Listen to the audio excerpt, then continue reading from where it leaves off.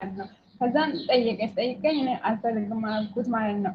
እና አልፈልግም አልኩት ቤተሰብ ጋር ላስተዋውቅ ብሎ በቃ በጣም ለመነኝ። አልፈልግም አልኩት እና እኔ ወንድ ሀገር ነው የሚሄደው እና ስሜን ቀይሬ ልሂድ ብሎ በጣም ለመነኝ ማለት ነው። ከዛ እኔ እምቢ አልኩት። በዛው ንዴት በቅጽበት ተነስቶ ሄዶ ሞተ ማለት ነው እዛ ዘመቻ ላይ።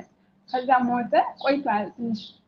ከዛ የዛሬ ዓመት ያው ቋቁሜ ላይ እንትን ገባሁ ሱባኤ ገባሁ። ዝም ብዬ ሱባኤ ስገባ በቃ እሱ ተመላለሰብኝና ስሙን እንትን እያለኝ ይመጣብኛል ማለት ነው። ሲመጣብኝ ማለት ወይም እንዳለ ነገር እንዳልሞተ ነገር እና ደግሞ እንዳልሞተ ነገር እና ደግሞ በጣም ቆንጆ ቦታም ያለ ይመስለኛል።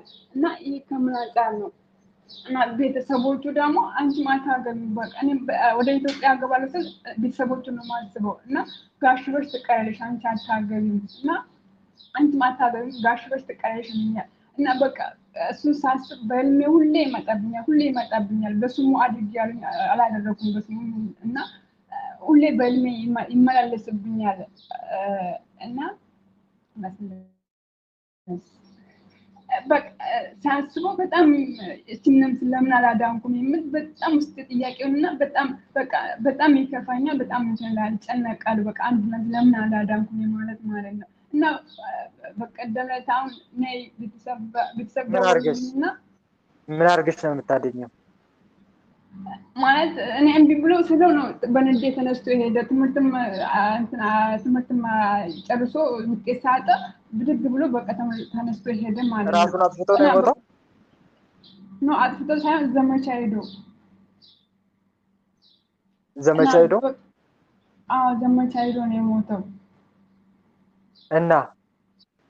እና የዛሬ ዓመት ላይ ሱባኤ ገባ ማለት ሱባኤ ሲገባ ልክ እንዳልሞተ ነገር ቤተሰቦቹ ተረድተዋል እና እንዳልሞተ ነገር የሚመስለኝ ሁሌ ቤተሰቦቹ ሲደውሉልኝ በቃ መጥቷል የሚሉኝ መጥቷል ይነግሩኝ። ቤተሰብ ጠይቋል እንደ እሱ አንቺን ማግባት እንደሚፈልግ? አዎ ብሏል እና እኔ አልፈልግም ብዬ ነው። አዎ ቤተሰብ መጥቶ ሽምግልና ልኮ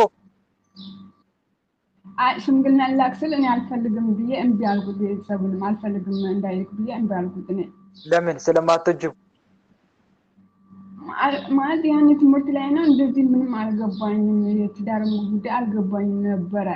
እምቢ ያልሽበት ምክንያት ምንድን ነው? ፍቅሩ ስለሌለ ነው ወይስ ትዳር ውስጥ መግባት ስለማትፈልጊ ነው በዛ ሰዓት ወይስ ከምን አንፃር?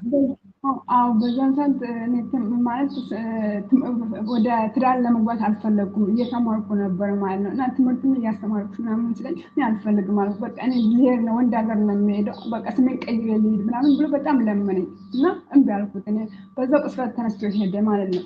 ከዛ አሁን ሱባኤ ስገባ በቃ የሚመጣ ነገር ይመስለኝ ሁሌ አሁን እዚህ ዓመት ሁሉ ቤተሰቦቼ ሲደውሉልኝ መጥቷል ሊሉኝ የሚደውሉ ይመስለኛል። በቀደም ዕለት ደወለችልኝ። ስትደውልኝ አትመጪም ወይ ስትለኝ ምንድን ነው? ቆይ እርግጠኛ አይደለም እንዴ? ቆይ መሞቱን እርግጠኛ አይደለሽም እንዴ? አልተረጋገጠም እንዴ መሞቱ? አረት ማለት ቤተሰብ ተረድቷል። ያው ሞቷል ተብሎ ነው የሚያውቁ ሰው ነው ያየው። መርዶ ነው እንጂ ተቀብሮ አልታየም። አልተቀበረም ማለት የሚያውቅ ሰው ነው ያየው እዛ የሞተው ብሎ ነው የተረዱት። እንግዲህ ማለት አሁን ለምሳሌ ሰው ሲያረዳ እንደ ሞቱ ያረዱ ሰዎች ካሉ በአይናቸው ምናልባት አይተው ከሆነ መሞቱን በመሳሪያ መጥቶ ጦርነት ከሆነ እሺ እንደ በአይናቸው የአይን እማኝ ካለ ያው እንግዲህ ሞቷል የሚል ድምዳሜ ሊኖር ይችላል። ነገር ግን ጦርነት ላይ ሁለት ነገር አለ። አንደኛ መማረክ፣ ሁለተኛ መሞት ነው ተመቶ። ስለዚህ ምናልባት በአይን አይቶ መሞቱን ያረጋገጠ ሰው ካለ ከሞተ ሞተ ነው እንግዲህ። ይሄ ግን ይሄ የሆነ ጥርጣሬ ነገር ከሆነ ግን በጦርነቱ ስለጠፋ ግን ሞቷል ብሎ መደምደም ግን ይከብዳል። ዞሮ ግን ለማንኛውም አንድ ነገር አለ። አንቺ አንደኛ ዝም ብለሽ እሱን የምትጠብቂና የምትናፍቂ አይነት ነገር ካለ እየተጫወተብሽ ነው ጠላት፣ እየተጫወተብሽ ነው ባጭሩ ማለት ነው። መረዳት ያለብሽ ነገር ያኔ እምቢ ብለሻል፣ አለፈ በቃ። ላለፈ ክረምት ቤት አይሰራም። ከዚህ በኋላ አዲስ ህይወት ነው የሚጀመረው። ነገር ግን ያንን ሰው ብቻ እያሰብሽ የጠፋውን ሰው ወይም ደግሞ የሞተውን ሰው እያሰብሽ የምትቃዢ ወይም ደግሞ እንደዚህ አይነት ነገር ገና ተስፋ የምታደርጊ ከሆነ ተስፋ እየሰጠሽ የምትጠብቂ አይነት ነገር ከሆነ ግን ሰይጣን ነው እየተጫወተ ያለው። በወደፊት የትዳር ህይወትሽ ላይ እቃ ነው እየተጫወተ ያለው፣ እሱን እያስጠበቀ ማለት ነው። ግልጽ ነው አይደለ? ስለዚህ መሞቱን የዓይን እማኝ ካረጋገጠ ከዚህ በኋላ እሱን መጠበቅም ሆነ ማሰብ አይጠበቅብሽም። ስለሱ ነፍስ የሚያስጨንቅሽ ከሆነ ጸሎት ማድረግ ነው፣ አለቀ። ጸሎት ማድረግ ነው፣ ለሞቱ ሰዎች መታሰቢያ እንደሚደረግ መታሰቢያ ማድረግ ነው፣ አለቀ። ከዚህ ውጭ ግን ከአንቺ ህይወት ትዳር ጋር እያገናኘሽ እሱ የምታስቢና የምትጠብቂ ተስፋ የምታደርጊ ከሆነ ግን ሰይጣን የማይመጣውን እንደሚመጣ አድርጎ እያሳሰበ እየተጫወተብሽ ነው ማለት ነው። ምናልባትም ይሄ መንፈስ ወይ ከሱ ያኔ በዛ ግንኙነታቸው ጊዜ ከሱ የመጣ ሊሆን ይችላል። ካልሆነም ደግሞ አንቺ ጋር ውስጥ አድፍጠው ግን ያንቺን የወደፊት የትዳር ህይወት ለማጨለም የሚተጉ ክፉ መናፍስት የሚሰሩ ስራ ሊሆን ይችላል። ስለዚህ ምንድነው ማድረግ ያለብሽ ከተባለ መርሳት፣ አለቀ። አዲስ ህይወት ጀምሪ፣ አይምሮሽን አሳመኝ፣ በጸሎት ትጊ፣ በጸሎትና በስግደት። ከዚህ በኋላ ግን ያለፈውን ነገር እያሰቡ መቆዘም ይሄ የጠላት ሁለተኛው ሴራ ነው ማለት ነው። ያ ዋናው ታርጌቱ ምንድነው? ያንቺን የትዳር ህይወት ማጨለም። ያኔ ባለማወቅም ሆነ በማወቅ በቃ አንዲት ስህተት ከተሰራ ተሰራ፣ ምንም ማድረግ አይቻልም። ከሞተ ለዛ ሰው መታሰቢያ ማድረግ ነው የሚጠቅመው። ከዚህ ውጭ ግን ገና ለገና ይደውሉኛል፣ ይሄ ሰይጣን ነው እየተጫወተ ያለው ማለት ነው። ይጫወታል ደግሞ በደንብ አድርጎ እንደዚህ አይነት ነገሮችን። ስለዚህ ይሄንን መንገድ ተጠቀሚ ልሻለሁ። ግልጽ ነው። ሰዎች ምን ይሉኛል? አሁን ጓደኞች ቤት ምን ይሉኛል? ማለት ቤተሰቦቹ ምንድን ነው የሚሉኝ? እኔ አግብቼ ቢያዩኝ ምን ይሉኛል? ምን ይላሉ? ቆመሽ ቅሪ ያሉ መቼስ ቆመሽ ቅሪ ይላሉ። አታግቢ በአንቺ ምክንያት ልጃችን ሞተ ብለው ይጠብቃሉ። ምን አልሽ? ምንም ያገናኘው ነገር የለም እህቴ። ማለት አርማ እንደሚመታ ሰው ማለት አንቺ ማታገኝ ጋሽ በሽ ትቀያለሽ ይሉኛል እና ብሎ ነገር የለም። የሰውን ህይወት የማጨለም መብት የላቸውም። ይኸውልሽ በደንብ አዳምጪኝ። አሁን አንድ ሰው የፈለገውን ሰው መርጦ ወዶ ነው የሚያገባው። ምክንያቱም ምንም ይሁን ምንም አላገባም ካለ ያ ሰው መብት አለው። ግልጽ ነው አይደለም? በግድ ወደ ትዳር ህይወት መንገባበት ምንም አይነት አጋጣሚ የለም። አንድ ሰው አላገባም ካለ ነገሩ እኮ ብዙ ሊሆን ይችላል እኮ በብዙ ወይ መልክ አይቶ ሊሆን ይችላል፣ ወይ ሀብት አይቶ ሊሆን ይችላል፣ ወይ ደግሞ ፍቅር የለኝም ለሱ ወይም ለሷ ፍቅር የለኝም ብሎ ሊሆን ይችላል። ያ ሰው አላገባም ካለ ማንም ሰው ሊያስገድደው አይችልም። ይሄ የሰው ንጹህ መብት ነው፣ የራሱ የሆነ የግሉ መብት ነው። ምናልባት እኮ እምቢ ያለበት ምክንያት የተሳሳተ ሊሆን ይችላል። ያ የተሳሳተ በትክክልም እምቢ ያለ ተሳስቶም እምቢ ያለ ምርጫውንም አበላሽቶ እምቢ ያለ አይመለከታቸውም ሌሎች ሰዎች። የኛ ልጃችን ሞቶ አንቺ ቆመሽ ትቀራለሽ፣ እንዲህ አይነት ነገር የለም። ይሄ የአንቺ ነፃነት መብት መጋፋት ይባላል። አንቺ ደግሞ በሉንታ ታስረሽ የወደፊት ህይወትሽን ማጨለም የለብሽም። ተረዳሽ? ምን ይሉኛል የሚለው ነገር አወጣም ልልሽ ፈልጌ ነው። ይሄ የአንቺ ንጹህ መብት ነው። ግልጽ ነው። ቃልነት ደግሞ ጸጋና ዛለ የቅዱሳን ጻድቃ ሰማዕታት በረከት ይደርባ። አመሰግናለሁ። እግዚአብሔር ይባርክ፣ እግዚአብሔር ይባርክ፣ ይጠብቅ። አሜን አሜን እህቴ። እሺ ሌላ ሰው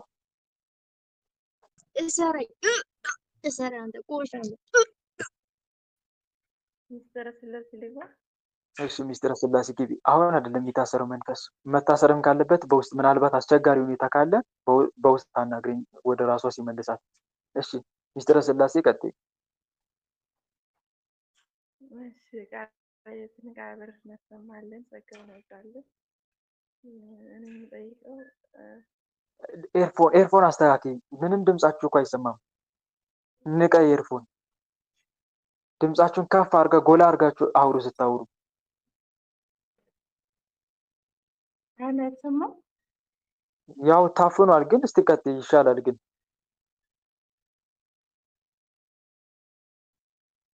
ፈጠን ቶሎ ቶሎ።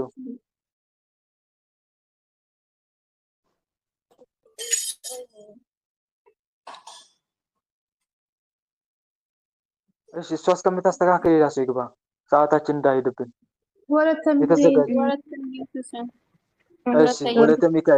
ወለተ ሚካኤል። እሺ ቃል ተሰማለን። እንትን ነው የሆነ ልጅ የሆነ ስላማ የሆነ ነገር ጠይቆኝ ነበርና ስለ ጌታችን ኢየሱስ ክርስቶስ ማለት ምንድነው የመጽሐፈ ምሳሌ ምዕራፍ 8 ከቁጥር 22 ያለውን ቃል አንስቶ ማለት እሺ እግዚአብሔር ለስራው የመንገዱ መጀመሪያ አድርጎ ፈጠረኝ፣ ምድር ሳይፈጠር አስቀድሞ ከዓለም በፊት ሰራኝ ይላል። ከዛ ይሄን ይዞ አንደኛ ቆሮንቶስ ምዕራፍ 1 ከቁጥር 24 ላይ ያለውን ደግሞ አነበበ። ለተጠሩት ግን አይሁድም ቢሆኑ የግሪክ ሰዎችም ቢሆኑ የእግዚአብሔር ኃይልና የእግዚአብሔር ጥበብ የሆነው ክርስቶስ ነው ይላል። ምዕራፍ ስንት አልሽኝ? ሁለተኛውን አንደኛ ቆሮንቶስ ምዕራፍ 1 አንደኛ ቆሮንቶስ ምዕራፍ 1 ከቁጥር 24 ላይ ምዕራፍ 1 ቁጥር 24 እሺ አንብቤው። ለተጠሩት ግን አይሁድም ቢሆኑ የግሪክ ሰዎችም ቢሆኑ የእግዚአብሔር ኃይልና የእግዚአብሔር ጥበብ የሆነው ክርስቶስ ነው ይላል። እሺ መልካም። ምንድነው ጥያቄሽ ታዲያ? እና እዚህ ጋር ክርክሩ ምንድነው? ልጅየው ክርስቶስ ኢየሱስ ፍጡር ነው እንጂ ተወልዶ እኔ የተወለደ ነው ብዬ ብዙ ነገሮች መልሼለታለሁኝና ይሄ ላይ ግን ትንሽ ግራ ስለገባኝ ብትመልስልኝ ብዬ ነው። መልካም እሺ። መጽሐፈ ምሳሌ ምዕራፍ 8 ቁጥር 22 እግዚአብሔር ለስራው የመንገዱ መጀመሪያ አድርጎ ፈጠረኝ። ይሄ ቃል የሚተረጎመው ስለምንድን ነው አይደለ? ይሄ ቃል የሚተረጎመው ስለ አካላዊ ቃል ስለ ወልድ ኢየሱስ ክርስቶስ ሰው መሆን ስለ ስጋዊ ምስጢር እንጂ ስለ ባህሪው መፈጠር አይደለም። በኦርቶዶክሳዊ ትርጓሜ መሰረት ማለት ነው። ይህ ጥቅስ በቤተክርስቲያን ታሪክ የአሪዮስ ክደት የተነሳበትና በኒቂያ ጉባኤ የኦርቶዶክስ ሊቃውንት ምላሽ የሰጡበት ጥልቅ ምስጢረ ስጋዊ የሚገለጠው ቁልፍ ክፍል ነው። አሪዮስ የካደው ይህንን ይዞ ነው። በነገራችን ላይ ለአሪዮስ የክደት መነሻው ጥቅሴ ነው። ሰማችሁ አለ ድምጼ? ለማን መነሻ? ይሰማል። የአሪዮስ ለማን? የአሪዮስ የክደት መነሻው ይሄ ነው። ጥበብ ፈጠረኝ፣ እግዚአብሔር የመንገዱ መጀመሪያ አድርጎ ፈጠረኝ የሚለውን ያዘና ወልድ ምንድነው አለ? ወልድ ምንድነው አለ? ፈጠረኝ ፍጡር ነው ብሎ እዚህ ጋር አሁን በደንብ ወሳኝ የሆነ ትምህርት ስለሆነ ጆሮአችሁን ሰታችሁ እንድትሰሙኝ ይፈልጋለሁ። ፈጠረኝ የሚለው ቃል እንዴት ነው የሚፈታው የሚተረጎመው የሚለውን እንመልከት። ፈጠረኝ የሚለው ቃል ትርጓሜ ምስጢረ ስጋዊን የሚያመለክት ቃል ነው። ምንን የሚያመለክት? ምንን? ምስጢረ ስጋዊ። እንዴት? እስቲ አብረን በደንብ አድርገን እንመልከት። የስጋዊው ነገር እንዴት ነው? የኦርቶዶክስ ተዋህዶ አንድምታ ፈጠረኝ በግዕዙ እግዚአብሔር ፈጠረኒ መቅደመ ተግባሩ ይላል። እግዚአብሔር ፈጠረኒ መቅደመ ተግባሩ። ይሄ ቃል በቀጥታ ከወልድ መለኮታዊ ባህሪ ጋር አያያይዘውም። ይልቁኑ ወልድ በተለየ አካሉ ከቅድስት ድንግል ማርያም ስጋንና ነፍስን ነስቶ ሰው መሆኑን የሚያመለክት ትንቢታዊ ቃል ነው። ሰው መሆኑን የባህሪ አምላክነት ወልድ በባህሪው ፈጣሪ እንጂ ፍጡር አይደለም። በባህሪው ወይም ደግሞ በቃላዊ ማንነቱ። ይሄ ለዚህ ማስረጃ ምንድነው? በመጀመሪያው ቃል ነበረ ይላል። በመጀመሪያው ቃል ነበረ፣ ያ ቃልም በእግዚአብሔር ዘንድ ነበረ። ቃልም ምንድነው?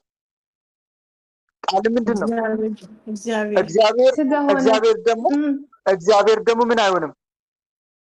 በባህሪው ምን አይደለም? አይፈጠርም ወይም ፍጡር አይደለም። ሁሉ በእርሱ ነው ይላል። ወደ ታች ስትወርዱ ከሆነውም አንዳች እንኳን ያለ እርሱ አልሆነም ይላል። እሺ፣ ስለዚህ ቃል ክርስቶስ በአካላዊ ቃል ማንነቱ እርሱ የፍጥረት ሁሉ አስገኝ ነው ማለት ነው። ስለዚህ እዚያ ፈጠረኝ የተባለው እርሱ ፍጡር ስለሆነ አይደለም እና እርሱ ፍጡር ስለሆነ ሳይሆን እኛን ለማዳን የወሰደውን የሰውነት ባህሪ ፍጡር መሆኑን አስቀድሞ በሚስጥር ስለተናገረ ነው። አሁን እስገባችሁ? ንግግሬ ግልጽ ነው አይደል? ስለምኑ የተነገረ ቃል ነው? ስለምኑ የተነገረ ቃል ነው? ፈጥሮ ስለተዋህደው ስጋ በቃ ይሄ ነው ባጭሩ ምላሹ። ፈጥሮ ስለተዋህደው ስጋ። ቃል በባህሪው ምን አይደለም? ፍጡር አይደለም። የተዋህደው ስጋ ግን ምንድን ነው? ፍጡር ነው። ፈጥሮ ስለተዋህደው ስጋ ነው ፈጠረኝ ያለው። ለምን እንደዛ አለ? ምክንያቱም ፈጥሮ የተዋህደውን ስጋ ማንነቱ አድርጎታል አላረገውም? ማንነት አድርጓል። የራሱ ማንነት ስላደረገው ነው። ስለዚህ ክርስቶስ ሰውም ቢሆን እንደ ሰውነቱም ቢናገር እንደ አምላክነቱም ቢናገር እሱ ነው ወይስ ስለ ስጋውም ሲናገር እኔ ነኝ እያለ ነው የሚናገረው? ንገሩኝ። እኔ እያለ እሱም እያለ ለምን? ስጋውን ምኑ ስላደረገ? ማንነቱ ስላደረገ ስጋውን ስለተዋሃደው በሚገባ አሁን ግልጽ ሆኖላችኋል ማለት ነው። ስለዚህ ስለተዋሃደው ስጋ ነው ፈጠረኝ ያለው። የተዋሃደውን ስጋ መፈጠሩን ሲያጠይቅ ወይም ሲገልጽ ነው ማለት ነው ባጭሩ። ሁለተኛ ለስራው ይሄ አሁን እኔ ከራሴ ፈጠሪ አይደለም የምናገረው፣ አንድምታውን ነው ከትርጓሜ አንፃር ነው። መጽሐፈ ምሳሌ አንድምታ ትርጓሜው መመልከት ይቻላል። እኛ ትልቁ ችግሩ ይሄ ነው። ተመልከቱ። ያለ ምንድን ነው የምናነበው መጽሐፍ ቅዱስ? ያለ ምንድን ነው? ያለ አንድምታ ወይም ያለ ትርጓሜ። በአንድምታ በትርጓሜ ግን እንዲህ ይብራራል ማለት ነው። ሁለተኛ ለስራው የመንገዱ መጀመሪያ አደረገኝ የሚለውንስ ለስራው የመንገዱ መጀመሪያ አደረገኝ። ይሄ የማዳን ስራ መድኃኒትነት ነው። እግዚአብሔር አብ ሰውን ለማዳንና ወደ ቀደመ ክብሩ ለመመለስ ላቀደው ሰማያዊ መንገድ ወልድ ሰው ሆኖ መገለጡ መጀመሪያና መሰረት ሆኗል። ነገር ሁሉ በማን ልብነት ይታሰባል? በእግዚአብሔር። ያ የታሰበው ነገር በማን ይሰራል? በእግዚአብሔር ወልድ በአካላዊ ቃል በማን? በኢየሱስ ክርስቶስ።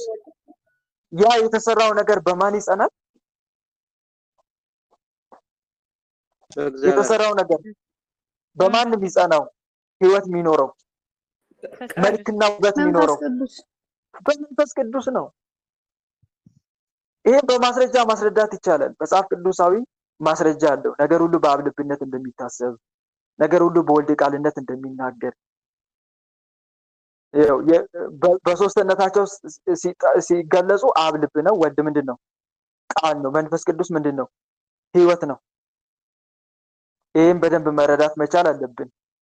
እሺ፣ ስለዚህ በአብ ልብነት ይታሰባል ማለት ማቀድ፣ ማሰብና መውጠን የማን መገለጫ ነው? የአብ አካላዊ መግለጫ ወይም ግብር ነው፣ ወይም አካላዊ ግብር ይባላል በነገር መለኮት ትምህርት። አብ በልብነቱ ያሰበውን በወልድ ቃልነት ይናገረዋል። ይናገረዋል ማለት ምን ማለት ነው? በሌላ አገላለጽ ይፈጥረዋል። ምን ይለዋል? ምን ይለዋል? ይፈጥረዋል። መፍጠራቸው ዓለምን ፈጠረ ቢባል በምኑ ነው? አብ ዓለምን ለመፍጠር አሰበ። በማን ፈጠረ?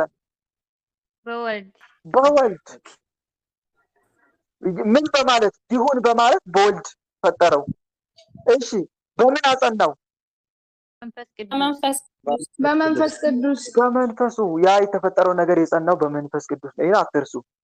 እግዚአብሔርም አለ ሰውን በመልካችን እንደ ምሳሌያችን እንፍጠር ይላል። አሁን ይሄ አሁን ከትርጓሜ አንድምታ እንመልከት ከተባለ እንፍጠር የሚለው መለኮታዊ እቅድ በአብ ልብነት መወጠኑን፣ የሰው ነፍስ በልብነቷ በቃልነቷ በሕይወትነቷ የሥላሴ ምሳሌ መሆኗን ይተረጉማል። የእግዚአብሔር ምክር ግን ለዘላለም ይኖር ይላል መዝሙር 33:11 ላይ። የልቡም ሐሳብ ለልጅ ልጅ ነው ይላል። የልብ ሐሳብ የተባለው የአብ አካላዊ ግብር ሲሆን የሰውን ልጅን የማዳን ዘላለማዊ እቅድ ያመለክታል። ልቤ መልካም ነገርን አፈለቀ አይደል? መዝሙር 44 ይላል። ይሄ አሁን ውዳሴ ማርያም ትርጓሜ የእሁድን ስትመለከቱ ልብ የተባለው አብ ነው ይላል። ልብ የተባለው ማን ነው? አብ። መልካም ነገር የተባለው ከአብ ልብነት ሳይነጠል የተወለደው አካላዊ ቃል ወልድ መሆኑን ያብራራል። ስለዚህ በአብ የተወጠነ ሁሉ በማን ይሰራል ማለት ነው? በወልድ። አሁን ማስረጃ አለ። ሁሉ በማን ነው ይላል ዮሐንስ ወንጌል 1:1 ላይ። ሁሉ በእርሱ ሆነ። በማ? በቃል በክርስቶስ። አሁን ስለ ሥላሴ በጥልቀት እየተማርን ነው። እዚህ ጋር ስለ ሥላሴ ወይም ስለ አብ ወልድ መንፈስ ቅዱስ አካላዊ ግብር በሚገባ እየተማማር ነው። ይሄ አካላዊ ግብር ይባላል። እሺ፣ ስለዚህ ለስራው የመንገዱ መጀመሪያ አደረገ የሚለው ጋር ወደ ምሳሌ መጽሐፈ ምሳሌ ልውሰዳችሁ። እግዚአብሔር አብ ሰውን ለማዳን ወደ ቀደመ ክብሩ ለመመለስ ላቀደው ሰማያዊ መንገድ ወልድ ምን ሆኖ ተገለጠ? ሰው ሆኖ ተገለጠ። መጀመሪያና መሰረት ሆኗል። ዓለም አዳነ አብ ቢባል በማን ቃል ነው? እግዚአብሔር ወልድ ቃልነት አዳነ። ለዛ ነው ወልድ ከሶስቱ ተለይቶ ምን የለበሰው? ስጋ ስጋ የለበሰ የለበሰው አንድ ከዚህ አንፃር ነው በአብ የታሰበው ሰውን የማዳን ህሳቤ በአብ የታሰበው በማን መነገሩን ሲያይ ነው። ባጭሩ በወልድ መተግበሩን ወይም የማዳን ስራው በወልድ መከናወኑን የማዳን ስራው የተከናወነ በ50ኛው ቀን የመጣው ማን ነው? በእሳት ላንቃ ለማጽናት መንፈስ ቅዱስ። ግልጽ ነው አይደል? ሁሉም ነገር እኮ ግልጽ ነው። መንፈስ ቅዱስ በወልድ የተደረገው ነገር ድነት ለማጽናት መጣ። በ50ኛው ቀን ወልድ የማዳን ስራውን ሰራ። ማን አጸናው? መንፈስ ቅዱስ። አንድ መረዳት ያለብን ነገር ይሄ ነው። ስለዚህ ሰውን ለማዳን የሶስቱም ምን አለበት? የሶስቱም ተግባር አለበት። የአብም የወልድም የመንፈስ ቅዱስ አንድ መረዳት ነገር ይሄ ነው። ለስራው የመንገዱ መጀመሪያ ያደረገኝ ማለት የሚለው ቃል አብ ላቀደው ሰማያዊ መንገድ ወይም እቅድ ሰውን ለማዳን ወልድ ሰው ሆኖ መገለጡ መጀመሪያና መሰረት መሆኑን የሚያመለክት ቃል ነው። ሌላው ደግሞ አዲስ ፍጥረት ክርስቶስ ሰው በመሆን አዳምና ልጆቹን አድሶ በመፍጠር የመንገዱ መጀመሪያ ወይም የበኩር ሆኗል። ከዛም አንፃር ነው ይሄ ቃል የሚተረጎመው። እሺ ከሌሎቹ ጥቅሶች ጋር ያለው መገናኛና የሊቃውን ትንታኔ እንመልከት። በቅዱስ አትናቴዎስ የተሰጠ ምላሽ አለ። ቅዱስ አትናቴዎስ ማን ነው? ቅዱስ አትናቴዎስ የ325 ዓመተ ምህረት በኒቂያ ጉባኤ ሲካሄድ ዋና ጸሐፊ ማን ነበር? አትናቴዎስ ነው። እሱ ታላቁ አሪዮስን ያሳፈረው አንዱ ታላቁ ቅዱስ እሱ ነው። በኒቂያ ጉባኤ ላይ የቤተ ክርስቲያን ምሰሶ የሆነው ቅዱስ አትናቴዎስ አሪዮስን ሲከራከር እሱ ከዓለም በፊት ወለደኝ ከሚለው ከቁጥር 25 ጋር አብሮ መታየት እንዳለበት አስረድቷል። መውለድ የባህሪ መኖሩን ዘላለማዊነቱን ሲያሳይ፣ መፍጠር ደግሞ በጊዜው የተፈጸመውን ሰው የመሆን ምስጢር ያመለክታል ይላል። ወለደኝ ሲል ቅድመ ዓለም ከማን መገኘቱን? ከአብ መገኘቱን፣ ከአብ መወለዱን። ፈጠረኝ ሲልስ ድህረ ዓለም ከማን መወለዱን? ከድንግል ማርያም መወለዱን ያመለክታል ብሎ ትርጓሜ ሰጥቶታል። ቅዱስ አትናቴዎስ። እሺ ሌላ የቅዱስ ጳውሎስ ምስክርነት እንመልከት። ሐዋርያው ጳውሎስ እርሱ የማይታይ አምላክ ምሳሌ ነው ይላል። ስለ ክርስቶስ ነው የሚናገረው። እርሱ የማይታይ አምላክ ምሳሌ ነው፣ ከፍጥረት ሁሉ በፊት በኩር ነው ይላል። ቆላሲስ መልእክት ምዕራፍ 1 ቁጥር 15 ላይ ይህም ሲል የገለጸውና ምሳሌ 8:22 ላይ መጀመሪያ አደረገኝ የተባለ ፍጹም ተስማሚ ናቸው። ይህም በስልጣንና በክብር መቅደምን እንጂ ፍጡር መሆንን አያሳይም ይላል። በአጠቃላይ በኦርቶዶክሳዊ ትርጓሜ መጽሐፈ ምሳሌ ምዕራፍ 8 ቁጥር 2 ላይ የተገለጸችው ጥበብ ራሱ አካላዊ ጥበብ የተባለው ኢየሱስ ክርስቶስ ሲሆን ጥቅሱም የእርሱ መለኮታዊ ባህሪ ሰው የመሆኑን ታላቅ ምስጢር የሚያበስር ነው። አሁን ግልጽ ነው። እዚህ ጋር ተመለሰልሽ አዚ ወለተ ሚካኤል። አሁን ወደ አንደኛ ቆሮንቶስ እንሂድ። ቅድም አያይዘ ስለጠየቅሽኝ በአንደኛ ቆሮንቶስ ምዕራፍ 1 ቁጥር 24 ላይ ሐዋርያው ቅዱስ ጳውሎስ ለተቀሩት ግን አይሁድ ቢሆኑ የግሪክ ሰዎችም ቢሆኑ የእግዚአብሔር ኃይልና የእግዚአብሔር ጥበብ የሆነው ማን ነው? ክርስቶስ ነው ይላል። ይህ ጥቅስ ከመጽሐፈ ምሳሌ ምዕራፍ 8 ቁጥር 22 ጋር በቀጥታ የሚገናኝና የኦርቶዶክሳዊ ተዋሕዶ ቤተክርስቲያንን ትርጉም ፍጹም ማረጋገጫ የሚሰጥ ቁልፍ ክፍል ነው። ሊቃውንቱ ሁለቱን ጥቅሶች አስቻግረው የሚያስረዱበት ምስጢር መረዳት እንችላለን። እንዴት? ጥበብ የተባለው አካል ማንነት ተገለጠ። በብሉይ ኪዳን መጽሐፈ ምሳሌ 8 ላይ ጥበብ ራሷን በሰው አንደበት እየመሰለች እግዚአብሔር ለስራው የመንገዱ መጀመሪያ አድርጎ ፈጠረኝ፣ ከዓለም በፊት ተወለድኩ እያለች በሚስጥር ተናግራ ነበረ። ጥበብ። በብሉይ ኪዳን ይህቺ ጥበብ ማን እንደሆነች በግልጽ አልታወቀም ነበር። እየተሰማችሁ ነው ድምጼ? ይሰማል። እቺ ጥበብ አልታወቀችም ነበር። ማናት ጥበብ ትባል ነበር። እግዚአብሔር ለሥራው የመንገዱ መጀመሪያ አድርጎ ፈጠረኝ፣ ከዓለም በፊት ተወለድኩ ስትል ማናት እቺ ጥበብ ከዓለም በፊት የተወለደችው? በብሉይ ኪዳን ይቺ ጥበብ ማን እንደሆነች በግልጽ አትታወቅም ነበር። በአዲስ ኪዳን አንደኛ ቆሮንቶስ 1:4 ላይ ቅዱስ ጳውሎስ በምሳሌ መጽሐፍ ላይ ጥበብ እየተባለ የተነገረው ረቂቅ ፍልስፍና ወይም ባህሪ ሳይሆን ራሱ አካላዊ ወልድ ኢየሱስ ክርስቶስ መሆኑን በግልጽ አወጀ። ቅዱስ ጳውሎስ ክርስቶስ የማን ጥበብ ነው ብሎ? የእግዚአብሔር ጥበብ ነው ብሎ ማለት ነው። እሺ የባህሪ ጥበብ ፍጡር ሊሆን ይችላል? አይችልም። እግዚአብሔር አብ ያለ ጥበብ የነበረበት ጊዜ አለ? የለም። ጥበቡ ማን ነው? ወልድ ክርስቶስ ኢየሱስ ክርስቶስ። ስለዚህ የእግዚአብሔር የባህሪ ጥበቡ ፍጡር ሊሆን ይችላል? ፍጡር ሊሆን አይችልም። የእግዚአብሔር የባህሪ ጥበቡ ፍጡር ነው ካልን እኮ አብ ምን አለበት እያልን ነው? ምን አለበት እያልን ነው? ፍጡርነት አለበት እያልን እኮ ነው አይደል እንዴ? ይስማማዋል አብ? እግዚአብሔር አብ አይስማማውም። እግዚአብሔር ፍጡርነት አለበት እንዴ? የለበትም። በጥልቀት እንድታስተውሉ ስለምፈልግ ነው። ክርስቶስ የእግዚአብሔር ጥበብና ኃይል ከሆነ እግዚአብሔር አብ ደግሞ ዘላለማዊ ከሆነ የእርሱ ጥበብና ኃይል የሆነው ክርስቶስም ምንድን ነው ማለት ነው? ዘላለማዊ ፈጣሪ ነው እንጂ ፍጡር ሊሆን አይችልም ማለት ነው። ፍጡር ሊሆን አይችልም። ስለዚህ በምሳሌ ምዕራፍ 8 ቁጥር 22 ላይ ፈጠረኝ የተባለው ቃል ይህ የባህሪ ጥበብ የሆነው ወልድ ሰውን ለማዳን በኋለኛው ዘመን ስጋን ተዋህዶ ሰው መሆኑን ወይም ስጋዊውን የሚያሳይ እንጂ የመለኮት ባህሪው መፈጠርን እንዳልሆነ የቅዱስ ጳውሎስ ቃል አስረግጦ ይነግረናል ማለት ነው። አንድ መረዳት ያለብን ነገር ይሄ ነው።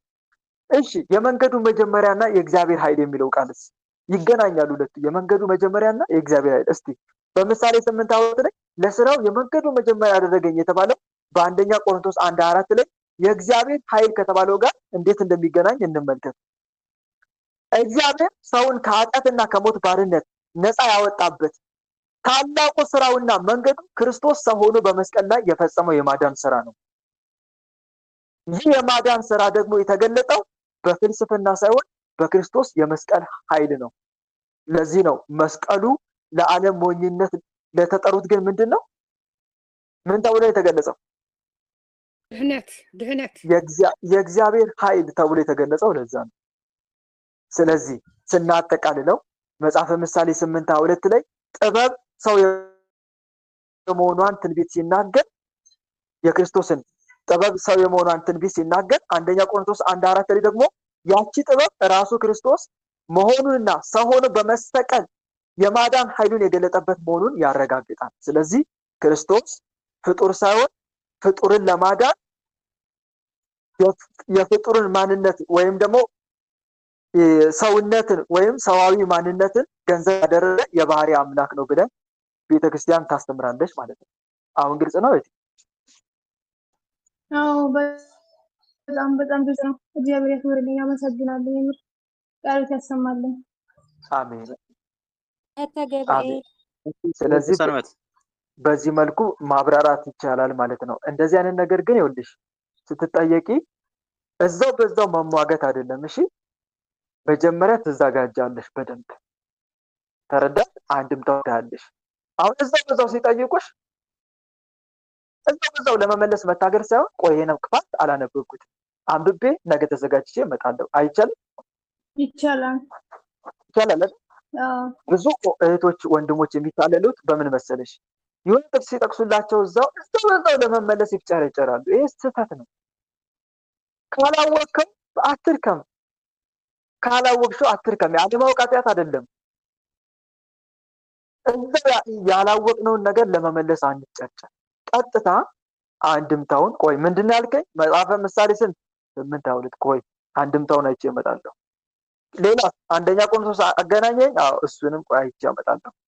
ከዛ ሁለቱን ትርጓሜውን በሚገባ ማየት በሚገባ ከዛ ዋና ጽንሰ ሐሳቡን ተረድቶ ማብራራት ይቻላል ማለት ነው። እና በዚህ መልኩ ጥንቃቄ ያስፈልገዋል ስንመልስ ለተጠየቅነው ምላሽ ለማለት ፈልጌ ነው። መቀጠል ይቻላል። እህተ ገብርኤል አሜን አሜን። እሺ አንድ ሴት እስቲ አንድ ወንድ ወልደ ሰንበት ቀጥል እስቲ። እሺ ስንታየሁ ወለተ ማርያም ግቢ። እሺ አይ ወንድማችን ቀሪ ተሰማለ ዘከነ ያዛልህ ወንድሜ የኔ ጥያቄ ዮሐንስ ወንጌል ምዕራፍ 5 ከቁጥር 30 ላይ ያለው እሱን እኔ እንትን ስለው እኔ ስለ ምዕራፍ 5 እንትን አልዘ ወይኔ ብሪ ዮሐንስ ወንጌል ምዕራፍ 5 ቁጥር 30 ቁጥር 30 ላይ እኔ ከራሴ አንዳች ላደርግ አይቻለኝም፣ እንደሰማችሁ እፈርዳለሁ፣ ፍርዴም ቅን፣ የላከኝም ፈቃድ እንጂ ፈቃዴን አልሻም የሚለውን እኔ ከራሴ የሚለው አብ ከራሱ ምንም ማድረግ አይችልም ይለኛል ውስጤ። እኔ ደግሞ ከራሴ የሚለውን አይ ስላዳም ነው ስል ሰውነቴ ይንቀጠቀጣል ምናምን። አሁን ትቀሰፊያለሽ ያለ ትርጉም ሰጥሽ ይለኛል። አሁንም እየተንቀጠቀጥኩ ነው። ምን የሚያደርገው ስጋ ተላብሻለሁ ሲል ነው ብዬኔም ስለተረጉም ይንቀጠቀጣል ሰውነቴ። ቆይ ዮሐንስ ወንጌል 25 ከሆነ ዮሐንስ ወንጌል መጨረሻው ምዕራፍ 21 ነው። የዮሐንስ ወንጌል ምዕራፍ 5 እኮ ነው ያልኩት። 5 ነው አይደል? እሺ መልካም። ምዕራፍ 5 ቁጥር 25 30 ላይ። እሺ መልካም። እሺ እኔ ከራሴ አንዳች ላደርግ አይቻለኝም የሚለው። እሺ አንቺ ምን ብለሽ ስትተረጉሚው ነው? እኔ ከራሴ አንዳች ነገር ላደርግ አይችልም የሚለውን አይ ስለራሱ አይደለም የአዳም ስጋ ስላዳም እየተናገረ ምንም ማድረግ የማይችለውን ስጋ ተላብሻለሁ እያለ ነው ስል ወይ ጉድ አንቺ ድፍረትሽ አሁን ትቀሰቢያለሽ እያለ ሰውነቴ ይንቀጠቀጥብኛል። መልካም።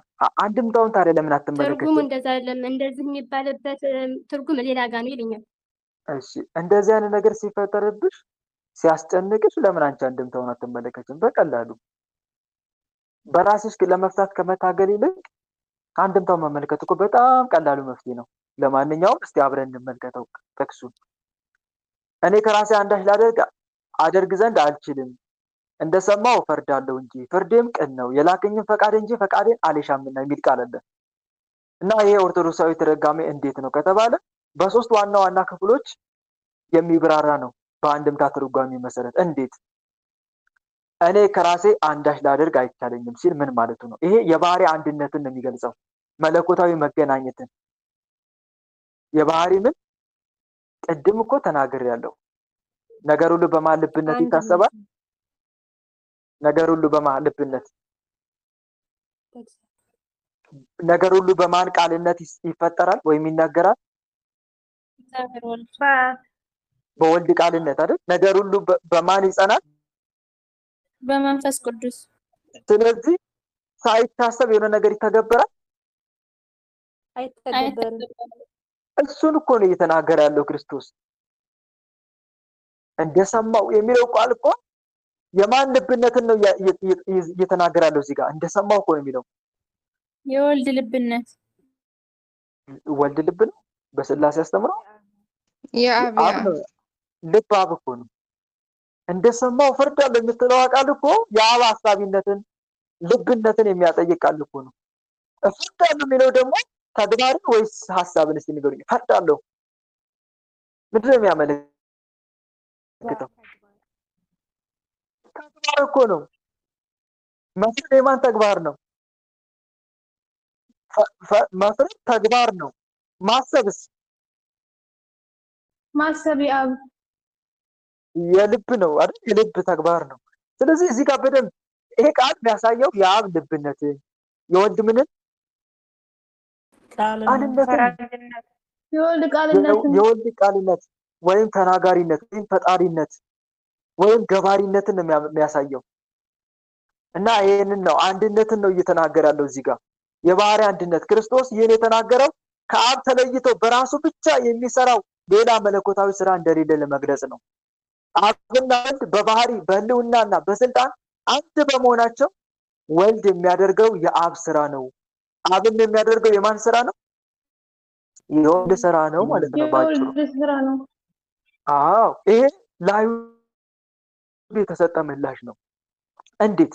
አይሁድ ክርስቶስን ሰንበትን ይሽራል፣ ራሱንም ከአምላክ ጋር ያስተካክላል ብለው ይከሱት ነበር። ጌታችንን መልሶ እኔ ከአብ የተለየ አዲስ ህግ አውጪ ወይም ከአብ ተለይቼ በራሴ የምንቀሳቀስ ባዕድ አምላክ አይደለሁም፣ ከአብ ጋር በአንድነት የምሰራ ነኝ ሲል ይህንን ተናገረ። ይሄ ነገር ከምን ጋር ተያይዞ እስቲ ከመጀመሪያው ጽንሳ እንትኑ መጀመሪያ ምን አንስቶ ነው መነሻ አድርጎ የተናገረው ከተባለ ዮሐንስ ወንጌል ምዕራፍ 5 ላይ መጻጉዕን ፈወሰ። መቼ? በሰንበት ቀን። ከዛ አይሁዳውያን ሰንበት ነው አልጋም ልትሸከም አልተፈቀደልም አሉት። እርሱ ግን አለ ያዳነኝ ያ ሰው አልጋን ተሸክሞ ሄዳለኝ ብሎ መለሰላቸው። እነርሱ አልጋን ተሸክመ ሄድ ያለ ሰው ማን ነው አሉት። ዳሩ ግን በዚያ ህዝብ ስለነበሩ ኢየሱስ ፈቀቅ ብሎ ነበርና የተፈወሰው ሰው ማን እንደሆነ አላወቀም። ከዚህ በኋላ ኢየሱስ በመቅደስ አገኘውና ምን አለው? እነሆ ድናል፣ ከዚህ የሚብስ እንዳይደርስብህ ወደፊት ኃጢአት አትስራ። አንዳንዴ ችግር የሚመጣው በማን ምክንያት ነው? በምን ምክንያት ሊሆን እንደሚችል ሲያጠይቅ ነው። በሽታ፣ ደዌ፣ በኃጢአት ወደፊት ኃጢአት አትስራ አለው። ሰውየው ሄዶ ያዳነው ኢየሱስ እንደሆነ ለአይሁድ ነገር እየቸኮለ አገኘሁት እኮ አገኘሁት። ማንን? ያ ያዳነኝን ኢየሱስ ይባላል አለ። ስለዚህ በሰንበቴን ስላደረገ አይሁድ ኢየሱስን ያሳድዱት ነበር፣ ሊገሉትም ይፈልጉ ነበር። የታያቸው ሰንበት መሻሩ እንጂ መፈወሱ አይደለም የታያቸው፣ በጣም ግብዞች ስለሆኑ ማለት ነው። ኢየሱስ ግን አባቴ እስከዛሬ ይሰራል፣ እኔም ደግሞ እሰራለሁ። በአባቴ ሰንበት የለበትም፣ በእኔም ደግሞ ምን የለብኝም ሲል ነው። ሰንበት የለበትም። ሰንበት ማለት የቃላዊ ትርጉሙ እረፍት ማለት ነው። አባቴ ሲሰራ ምን የለውም? ምን የለውም? እረፍት የለውም። እረፍት የለውም። እኔም ደግሞ ልክ እንደ አባቴ አምላካዊ ባህሪ ስላለኝ ወይም ደግሞ አምላክ ስለሆንኩ ምን የለብኝም? በእኔ እረፍት የለብኝም። እንደዚህ ብሎ መለሰላቸው። ከዛ ቅዱስ ዮሐንስ ወንጌልን ሲጽፍ ምን አለ? እንግዲህ ሰንበትን ስለሻረ ብቻ አይደለም፣ ነገር ግን ደግሞ ራሱን ከእግዚአብሔር ጋር አስተካክሎ ራሱን ከማን ጋር?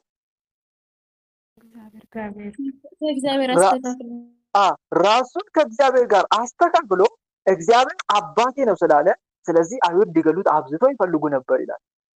ስለዚህ ኢየሱስ መለሰ እንዲህም አላቸው፣ እውነት እውነት እላችኋለሁ አብ ሲያደርግ ያየውን ነው እንጂ ወልድ ከራሱ ምንም ሊያደርግ አይችልም። ያ የሚያደርገውን ያ የተባለው አብ ነው። ያ የሚያደርገውን ሁሉ ወልድ ደግሞ ይህን እንዲሁ ያደርጋል። አሁን እዚህ ጋር አይሁዳውያን አንድ ነገር ነው ያስተውት። ምንድን ነው ከተባለ እግዚአብሔርን ልክ እንደ አንድ አካል አድርገው ነው የወሰዱት። ግልጽ ነው አይደል? በሶስት አካል የሚገለጽ አንድ አምላክ ይሄ ግንዛቤው የላቸውም። ስለዚህ ክርስቶስ አባቴ ይሰራል እኔም እሰራለሁ ሲል ሌላ ሁለተኛ አምላክ አድርገው ነው የሳሉት። ገባችሁ? ሌላ ሁለተኛ አምላክ እየሰበከን ነው እንዴ ብሎ ነው የተነሱበት። እኛ ስንት አምላክ ነው የምናውቀው? አንድ አምላክ። እኛ የምናውቀው አንድ አምላክ ነው። አሁን ደግሞ መቶ ሁለተኛ አምላክ እየሰበከልን ነው። አባቴ እያለ ከራሱ ጋር ከእግዚአብሔር ጋር ራሱን እያስተካከለ ከዛ ክርስቶስ ቀጥሎ ምን አለ? አብ ሲያደርግ ያየውን እንጂ ወልድ ከራሱ። ይሄ ማለት የኔ አምላካዊ ማንነት ከማን የተለየ አይደለም? ከአብ የተለየ አምላካዊ ማንነት የለኝም። እኔ አንዱን አምላክ ነው እየሰበኩላችሁ ያለሁት፣ አንድ አምላክነትን እንጂ ሌላ ሁለተኛ የተለየ አምላክነት እየሰበኩላችሁ አይደለም። እኔ አምላክ ነኝ ብላችሁ ከማን የተለየ ማንነት ኖሮኝ አይደለም? የተለየ ማንነት ኖሮኝ አይደለም።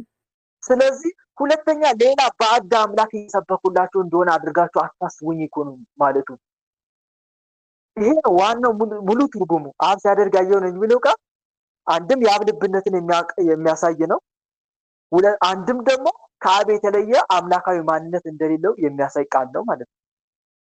እሱን ነው አሁን ምስጋ ዮሐንስ ወንጌል 5 ላይ ስንመጣ እኔ ከራሴ አንዳች ላደርግ አይቻለኝም ሲል ከአብ የተለየ አምላካዊ ማንነት የለኝም። የአብ የሆነው የኔ ነው፣ የኔውም የሆነው የማን ነው? እኔ የሆነው የማን ነው? የአብ ነው። ዮሐንስ ወንጌል ምዕራፍ 16 ላይ ለአብ ያለ ሁሉ የኔ ነው እንዳለ ማለት ነው። እሱን ነው የሚናገረው ማለት ነው። ያንተውም የሆነው የኔ ነው፣ የኔውም ያንተ ነው ይላል ዮሐንስ ወንጌል ምዕራፍ 17 ላይ ራሱ ክርስቶስ እና ከዛ አንፃር ነው። ስለዚህ ለዚህ ነው ይሄን ቃል ጥቅስ የጠቀሰላቸው ጌታ ለአይሁዳውያን። አንድ እሱ ነው። እንደሰማው እፈርዳለሁ የሚለውን ደግሞ እስቲ እንመልከት። እንደሰማው እፈርዳለሁ ሲል ይሄ የእውቀት አንድነትን ያመለክታል። አንድ እዚህ ላይ መስማት የሚለው ቃል እንደ ሰው በጆሮ መስማትን ወይም በኋላ ማወቅን አያመለክትም። እንደሰማው እፈርዳለሁ ሲል ለምሳሌ አብ ሲናገር ሰምቶ ወልድ የሚተገብር አይነት እንደዛ አይደለም። እሺ አሁን ለአሕዛቦች እንደዛ ነው የሚመስላቸው። ግን ይሄ መስማት የሚለው ቃል እንደ ሰው በጆሮ መስማት ወይም በኋላ ማወቅን ሳይሆን ወልድ ከአብ የተለየ እውቀትና ምክር እንደሌለው ከማን የተለየ? አብ የተለየ በትክክል ከአብ የተለየ እውቀትና ምክር እንደሌለው የአብ እውቀት የወልድ እውቀት እንደሆነ ለማሳየት የተጠቀሰ የባህሪ አንድነት መገለጫ ነው። ይሄ ነው ዋናው። እንደሰማው እፈርዳለሁ፣ ፍርዴም እውነት ነው። ከአብ ጋር ባለው የባህሪ አንድነት የሚፈርድ በመሆኑ ፍርዱ ፍጹም ቅንና እውነተኛ መሆኑን ለማመልከት የተናገረው ቃል። ስለዚህ የእውቀት አንድነትን እንደሰማው እፈርዳለሁ፣ ከአብ የተለየ እውቀት የለኝም ብላችሁ ተርጉሙት። እሺ ከማን የተለየ? የተለየ እውቀት የለኝም። እንደዛ ብላችሁ ምን ጊዜም እችን ጥቅስ ስታስባት እንደሰማው እፈርዳለሁ የምትለው ቃል ስታምጡ ልክ የሆነ አበበ ለከበደ እንደሚናገር አይነት ንግግር ሳይሆን ከአብ የተለየ እውቀት የለኝም። እኔ ከራሴ አንዳች ላደርግ አልችልም። ከአብ የተለየ ተግባር የለኝም። ከአብ የተለየ ማንነት የለኝም። የላከኝን ፈቃድ እንጂ የኔን ፈቃድ አልሻም። እንደ አንድ ፈቃድ መሆኑን ነው የሚያሳየው። የላከኝን ፈቃድ እንጂ የኔን ፈቃድ አልሻም። አንድ ፈቃድ። በቅድስት ሥላሴ ዘንድ ሶስት አካላት ቢኖሩ ፍላጎት፣ ፈቃድና ተግባር ግን አንድ ነው። ክርስቶስ የኔ ፈቃድና የላከኝ ፈቃድ ማለቱ የፈቃድ መቃረንን አይደለም የሚያመለክተው። የእርሱ ፈቃድ ከአብ ፈቃድ ጋር ፍጹም አንድ መሆኑን ለማረጋገጥ ነው። አንድ ይህንን ተረዱ። የላከኝን ፈቃድ የኔ ፈቃድ ሲል ሁለት ፈቃዳት የተለያዩ አይመስልም? ሊትራሊ ለሚመለከት ሰው ወርዱን አይመስልም? ይመስላል። በተለይ አሕዛቦቹ ይሄ ነው በጣም በትርጓሜ መጽሐፍ ቅዱስን አለመረዳት ማለት ላም እስከነቀንዷ መብላት ማለት ነው። በሬ እስከነቀንዱ ሳይታረድ ይበላል የወንድሞች ብልቱ ሳይወጣ አይበላም። እንደዛ ማለት እኮ ነው። መጽሐፍ ቅዱስ ያለ ትርጓሜ ለመረዳት መሞከር ማለት በሬ እስከነቀንዱስ ብልቱ ሳይከፋፈል እንደ መብላት ማለት እኮ ነው። እና የከባድ ነው። ስለዚህ ፈቃድና ተግባር አንድ ነው ለማለት ነው። የፈቃድ መቃረን ሳይሆን የእርሱ ፈቃድ ከአብ ፈቃድ ጋር ፍጹም አንድ መሆኑን። እንዴ በፈቃድማ የሚቃረን ከሆነ እኔና አብ አንድ ነኝ ብሎ ሊናገር ይችላል? የሚቃረን ከሆነ እንደዛ ብሎ ሊናገር ይችላል? አይችልም። ስለዚህ አንድ መረዳት ያለብን ነገር ይሄ ነው። የፈቃድ መቃረን አይደለም። ማስረጃ አለ? አዎ እኔና አብ አንድ ነው የሚለው ቃል እንደዛ ብላችሁ ማስረዳት ይችላል። ሌላው ይሄ ጥቅስ ምን ያሳያል ከተባለ የትህትናና የሰውነት ሚስጥርም ጭምር ነው። የትህትናና የሰውነት ሚስጥር እንዴት? የሰውነት በሌላ በኩል ክርስቶስ ፍጹም ሰው በመሆኑ በተዋህዶ የሰውን ልጅ ለአባቱ ፈቃድ እንዲገዛ ለማስተማር እንደ ምሳሌ ሆኖ በትህትና የተናገረው ቃል ነው። ሰው ፈቃዱን ለማን ማስገዛት አለበት? ሰው ፈቃዱ ለማን? እግዚአብሔር። ከክርስቶስ በፊት ሰው ሁሉ በራሱ ፈቃድ ነው እንደሚጓዝ። አሁን ግን ፈቃዱን ለማን ማስገዛት አለበት? ለእግዚአብሔር አምላካችን። ስለዚህ እንደ ሰውነቱ ፈቃዳችሁን ለማን አስገዙ ሲለን የእናንተ ፈቃድ ከማን የተለየ አይሁን ሲል ነው። በቃ ከአምላካችሁ የተለየ ፈቃድ አይኑራችሁ፣ ጌታዬ እንደ ፈቃድ በሉ እኮ ነው ነገሩ። ከእግዚአብሔር ፈቃድ የተለየ ፈቃድ አይኑራችሁ። ሁሉም ነገር ስታደርጉ እንደማን ፈቃድ አድርጉ? እንደ እግዚአብሔር ፈቃድ። እንደ እግዚአብሔር ፈቃድ ፈጽሙ ነው። ክርስቶስ ኋለኛው አዳም ሆኖ የሰውን ልጅ በዛ በኩል ለማምጣት ወይም ደግሞ የትህትናም አስተማሪም ጭምር ስለሆነ ነው። የተግባር አስተማሪ በተዋህዶ ስጋ ከኔ ተማሩ ብሎ የለ? ከኔ ተማሩ ስንማር ከተግባሩም ከቃሉ ጭምር ነው የምንማረው። እኔ የዋህ በልቤም ትሁት ነኝና ይላል ማቴዎስ ወንጌል ምዕራፍ 11 ቁጥር 28። አሁን ተመለሰልሽ ስታይ ይሄን ይመስላል።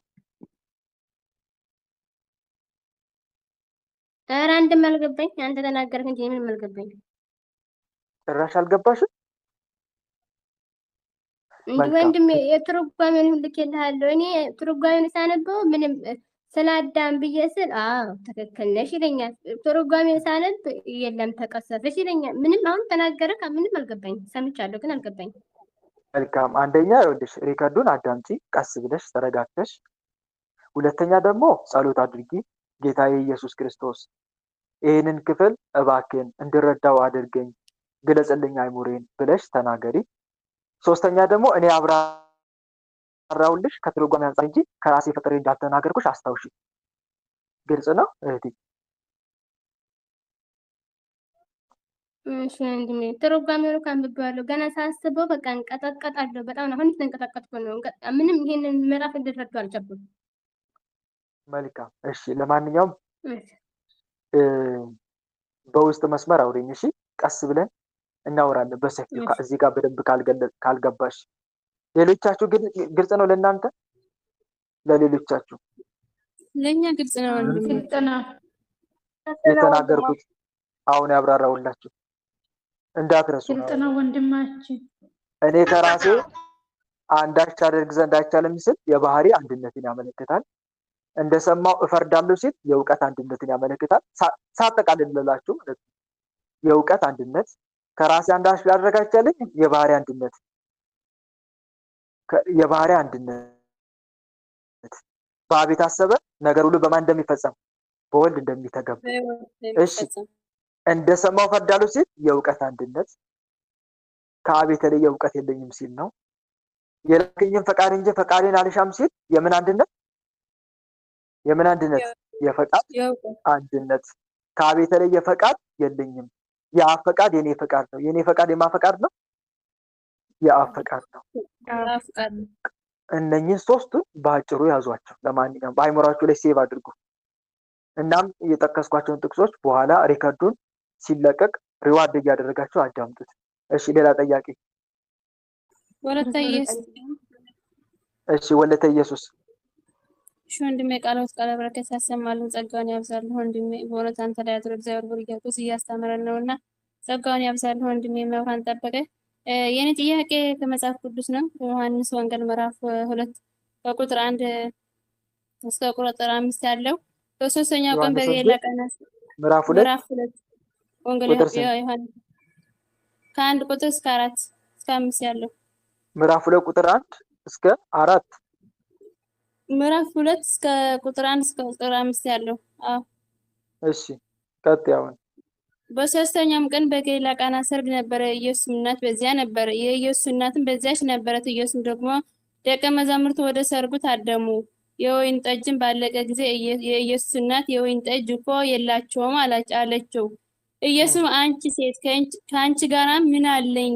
ጊዜ አልደረሰም አላት። እዚህ ጋር አእምሮ የሚመላለስ ሁሌም ባነበብኩ ቁጥር ዮሐንስ ወንጌል ጸሎት አደርሳለሁና አንቺ ሴት ከኔ ጋራ ምን አለኝ? ከአንቺ ጋራ ምን አለኝ? ጊዜ ገና አልደረሰም አላት ለእናቱ። ምን ማለት ነው እንደዚህ ለመብርሃን እንደዚህ አለት ያላት? ምን ለማለት ፈልገው ነው? እሷም ቁጥር 5 ላይ እናቱም ለአገልጋዮቹ የሚላችሁን ሁሉ አድርጎ አለቻቸው ይላል። ጎበዝ። እሺ አሁን ይሄንን እንዳብራራለሽ አይደል? እኔ ብላችሁ ጥያቄ ምንድነው? በተለይ ቁጥር 4 ኢየሱስም አንቺ ሴት ከአንቺ ጋራ ምን አለኝ? ጊዜ ገና አልደረሰም አላት። ኦሮት ባደረሱ ቁጥር ሁሉ ምን በጭንቅላት የማያለሰው ወንድሜ ጎበዝ። ምን አለኝ ለእናቱ ምን ማለት ነው እንደዚህ አላት? ጥሩ ነው። ጥሩ ጥያቄ ነው። በጣም ደስ ብሎኛል እንዲህ አይነት ጥያቄ በመጠየቅሽ። ዮሐንስ ወንጌል መጸለይ ጀምራችኋል አይደል? ለዛ ነው መሰለኝ አይደል? ተሳሳትኩ? አሁን መዝሙረ ዳዊትና ወንጌል ዮሐንስ ካንተ ሰምቼ ጀምሬ ነው ጀመርኩት። መጀመሪያ ላይ ጎበዝ። ተጠቅሜበታለሁ። እና አሁን አልጠቀማችሁም? ስለ ሃይማኖታችሁ እንድታውቁ አላደረጋችሁም? በዛውም በሰበቡ አንደኛ ጸሎት ነው፣ ሁለተኛስ በሁለተኛ ጸሎትና በተለይ የክርስቶስ ፍቅር በጣም ነው የሚያሳድረው ዮሐንስ ወንጌል ወንድሜ። በትክክል። እና ደግሞ ስለ ሃይማኖታችሁ እንድትማሩ አልገፋፋችሁ? ይገፋፋል። እንድታውቁ በጣም ይገፋፋል። አያችሁ አይደል? አሁን ባትጸልዩት ኖሮ ዮሐንስ ወንጌልን ስለ ሃይማኖታችሁ እንዲህ አይነት ጥያቄ ይፈጠር ነበር? ይፈጠር? አይፈጠርም። አያችሁ? ስለዚህ አብዛኛው ምዕመን ዮሐንስ ወንጌል ቢጸልይ ኖሮ ስለ ሃይማኖቱ እንዲያውቅ አይገደድም? አስገድደው ያስገድደዋል። እና ተመልከቱ፣ ይሄንን አሁንም ቢሆን ጸሎት ይሄን ዮሐንስ ወንጌል እንደ እህታችን ያልገባችሁ ነገር ካለ እየጸለያችሁ እያለ በማል ጥያቄ ሲፈጠር ኑ ወደኔ በሚገባ እያብራራን እንማማረዋለን። እሺ፣ ማንኛውንም አይነት ጥያቄ አምጡና ጠይቁኝ። የሚመለሱትን ምላሾች ደግሞ እየገባችሁ አዳምጡ በድጋሚ ማለት ነው። እሺ፣ ከቁጥር 1 ጀምረን እያብራራን እስቲ እንመልከተው። ከቁጥር 1 ጀምሬ ስላነሳሽው በሶስተኛውም ቀን በገሊላ ቃና ሰርግ ነበረ፣ የኢየሱስም እናት በዚያ ነበረች። ኢየሱስም ደግሞ ደቀ መዛሙርቱም ወደ ሰርጉ ታደሙ ይላል ዮሐንስ ወንጌል ምዕራፍ 2 ከቁጥር 1። ይሄ ቃል ምንድን ነው የሚያመለክተው? አንደኛ የጋብቻ ቅድስና፣ ጌታችን መድኃኒታችን ኢየሱስ ክርስቶስ በሰርጉ ላይ መገኘቱ ስጋዊ ጋብቻ ቅዱስ ንጹሕና ክቡር ምን ለማረጋገጥ ነው? ምንም ለማረጋገጥ ጋብቻ ክቡር ነው ወይስ ርኩስ ነው ተብሎ ሲጠየቅ እናንተ ይህን ጥቅስ መጥቀስ ትችላላችሁ። ዮሐንስ ወንጌል ጋብቻ ርኩስ ቢሆን ኖሮ ጌታ በምን አይገኝም ነበር? በምን አይገኝም? በቃና ዘገሊላ አይገኝም ነበር። በቃ ስለዚህ ጋብቻ ቅዱስ ለመሆኑ ይሄ ምዕራፍ በጣም እጅግ ወሳኝ ማስረጃ ነው። ከዚህ የሚበልጥ ማስረጃ አይገኝም። ጋብቻ በቤተክርስቲያን ቅዱስ እንደሆነ ጌታ ባልተገኘ ነበር ብላችሁም ይሄ ማብራራት ትችላላችሁ። ሌላ ሚስጥራዊ ትርጉም ውስጥ ምንድን ነው ከተባለ የሶስተኛውን ቀን እስቲ በሶስተኛውን ቀን ብሎ ነው የሚጀምረው። ምን ለማለት ነው? በሶስተኛው ቀን መባሉ በትንቢተ ሆሴዕ ምዕራፍ 6 ቁጥር 2 ላይ በሁለት ቀን ያድነናል በሶስተኛውም ቀን ያስነሳናል ይላል አይደል? አይደል? ትንቢተ ሆሴዕ 6:2 ላይ በሁለት ቀን ያድነናል በሶስተኛውም ቀን ያስነሳናል የተባለው የመለኮት መገለጥ የትንሣኤ ምስጢር ለማመልከት ነው። በሶስተኛውም ቀን ተብሎ የተጻፈው ማለት ነው። እሺ፣ እዚህ ጋር የድንግል ማርያም ቀዳሚነት የኢየሱስም እናት በዚያ ነበረች ተብሎ ተጽፏል። ወንጌላዊ በመጀመሪያ የኢየሱስ እናት በዚያ ነበረች ማለቱ እመቤታችን የቤቱ የቅርብ ዘመድ እንደነበረች፣ ሰርጉን ስታስተናግድ እንደነበረች ያሳያል። ጌታና ደቀ መዛሙርቱ የተጠሩት በእሷ ምክንያት ነው። የምን ዘመድ? የቅርብ ዘመድ። ይህ በጣም ታላቅ መታደል ነው ለባለሰርጉ። ቁጥር 3 ላይ እንመልከት። የወይን ጠጅም ባለቀ ጊዜ የኢየሱስ እናት የወይን ጠጅ እኮ የላቸውም አለችው ይላል። ይሄ ምንድን ነው የሚያሳየው? የአማላጅነት ወይም የነጋሪተ ፈዋሽነት ምስጢር ይባላል። ይህ ጥቅስ የእመቤታችን የቅድስት ድንግል ማርያምን ፈጣን አማላጅነት በግልጽ የሚያስረዳ ነው። የቤቱ ባለቤቶች ሳይጠይቁትና ሳይማጸኗት ችግራቸውን አይታና አዝና መጋረጃ ሆና በራሷ ተነሳሽነት ወደ ልጇ ቀረበች። ይሄ የሚያሳየው ምንድን ነው? እመቤታችን ምን ያክል ለማማለድ በሰውና በፈጣሪ መካከል እንዳለች ያሳያል ማለት ነው። እሺ፣ የሰው ልጅ ጉድለት ይሄ ያሳያል። የወይን ጠጅ አለቀ የሚለውን ስንመለከት የሰው ልጅ ጉድለትን ያመለክታል። የወይን ጠጅ የላቸው ማለቷ በታሪክ ደረጃ ስጋዊ ጉድለታቸውን ማሳየቷ ሲሆን፣ በሚስጥር ግን የሰው ልጅ ከእግዚአብሔር ርቆ የነበረበትን የጸጋ የፍቅርና የደስታ ማጣት የብሉይ ኪዳን መጓደልን ያመለክታል ማለት ነው። የወይን ጠጅ እኮ የላቸውም፣ ጸጋ እኮ የላቸውም። ከሰው ልጆች እኮ ምን የለባቸው? ሚስጥሩን ነው። ታሪካዊ ፍቹ የወይን ጠጅ ነው አይደል? ታሪካዊ ፍቹ ምንድን ነው? የወይን ጠጅ አልቋልና ሚስጥሩ ከሰው ልጅ ምን ርቋል? ጸጋ ርቋል፣ ፍቅር ርቋል፣ ደስታ ርቋል። ሁሉ ወደ ሞት አዘንብሏል ነው ነገሩ። ሁሉም ነገር ወደ ሞት አዘንብሏል። ሞታቸውን የተጠባበቁ እኮ ነው ሲኦል ለመግባት እኮ ነው ነገሩ። አሁን ሚስጥሩ ገባችሁ? ጊዜ የምትለው ቃል ትንሽ ፍንጭ አላሳያችሁ? ጊዜ የምትለው ቃል ጊዜ ገና አልደረሰም። አሁን ልንመጣ ነው ወደሱ። ቁጥር 4 ላይ ኢየሱስም አንቺ ሴት ከአንቺ ጋር ምን አለኝ? ጊዜ ገና አልደረሰም ማለት። ይህ ጥቅስ ብዙ ጊዜ በተሳሳተ መንገድ ነው የሚተረጎመው። ግን እዚህ ጋር ኦርቶዶክሳዊ አንድምታውን ጥልቅ ጥንቃቄ መረዳት በጥንቃቄ በተሞላ መልኩ ልንረዳ ይገባል። አንቺ ሴት የሚለውን ቃል እስቲ እንመልከት። አንቺ ሴት ኦ እግዝእትየ ይለዋል ግዕዙ። እመቤቴ ሆይ በጥንቱ የዕብራይስጥና የግሪክ ባህል ሴት ወይም ውመን የሚለው ቃል ከፍተኛ አክብሮትን የሚገልጽ እንጂ ዝቅታን የሚያሳይ አይደለም። አንቺ ሴት የሚለው ቃል ስድብ ነው ወይስ ማቅለል ነው ወይስ አክብሮት የሚለው ለማወቅ መጽሐፉ በምንድን ነው የተጻፈው? በግዕዝ በአማርኛ ነው የተጻፈው? መጀመሪያ የዮሐንስ ወንጌል መጀመሪያ በግሪክ ነው አይደል? በግሪክ ቅዱስ ዮሐንስ ደግሞ ምንድን ነው? አይሁዳዊ ነው አይደል? ዕብራዊ። ስለዚህ በዕብራውያንና በግሪክ ባህል መሰረት ነው ይሄን ቃል የጻፈው ማለት ነው። ተረዳሽ ማለት? አሁን በዘመኑ አንቺ ሴት ምንድን ነው? ማቅለል ነው ማክበር ነው? በዘመኑ በሀገራችን እንደ ማቅለል ማለት አንቺ ሴት። ስለዚህ እንደዛ ተደርጎ ነው እየተተረጎመ ያለው በአሁኑ ሰዓት ማለት ነው። በዘመኑ ግን አይደለም። የዕብራይስጥና የግሪክን ቃል ማወቅ ያስፈልጋል። አንቺ ሴት ውርደት ነው ወይስ ክብር የሚለውን መረዳት ያስፈልጋል። እንደ ዕብራይስጥና እንደ ግሪክ ባህል ካየን ግን ሴት የሚለው ቃል ከፍተኛ አክብሮትን የሚገልጽ እንጂ ዝቅታን የሚያሳይ አይደለም ማለት ነው። ጌታ በመስቀል ላይ ሆኖ እንኳን ይሄንን ቃል ደግሞታል አይደል? ምን ብሎ አንቺ ሴት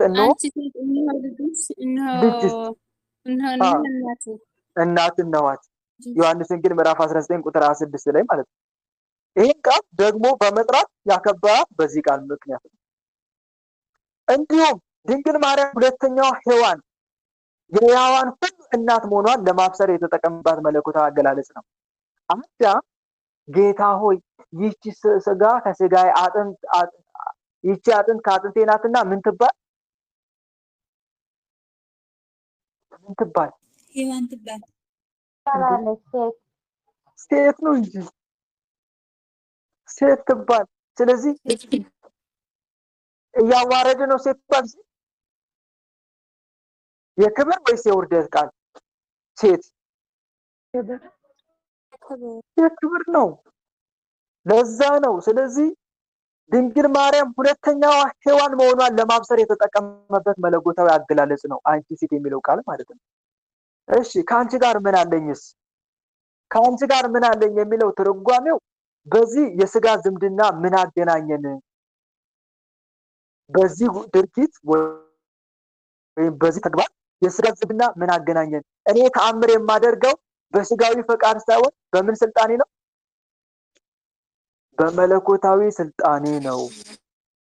አሁን እሷን እንደ አማላጅ እንጂ ነገር ይድር አይነት ነገር ይሆናል። በዝምድና አምላክ በዝምድና ይሰራል?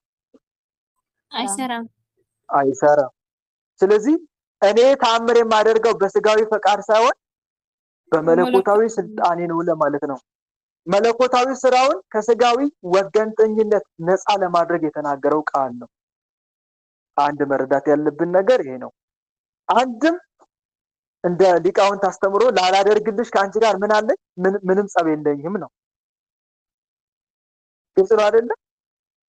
ላላደርግልሽ ከአንቺ ጋር በመካከላችን ምን ጸብ አለኝ? የመጀመሪያው ትርጉም ቀደም የነገርኳችሁ፣ ይሄ ደግሞ ሁለተኛው። ምን ጸብ አለኝ? በመካከላችን ምን ጸብ አለ? ለምሳሌ ማናት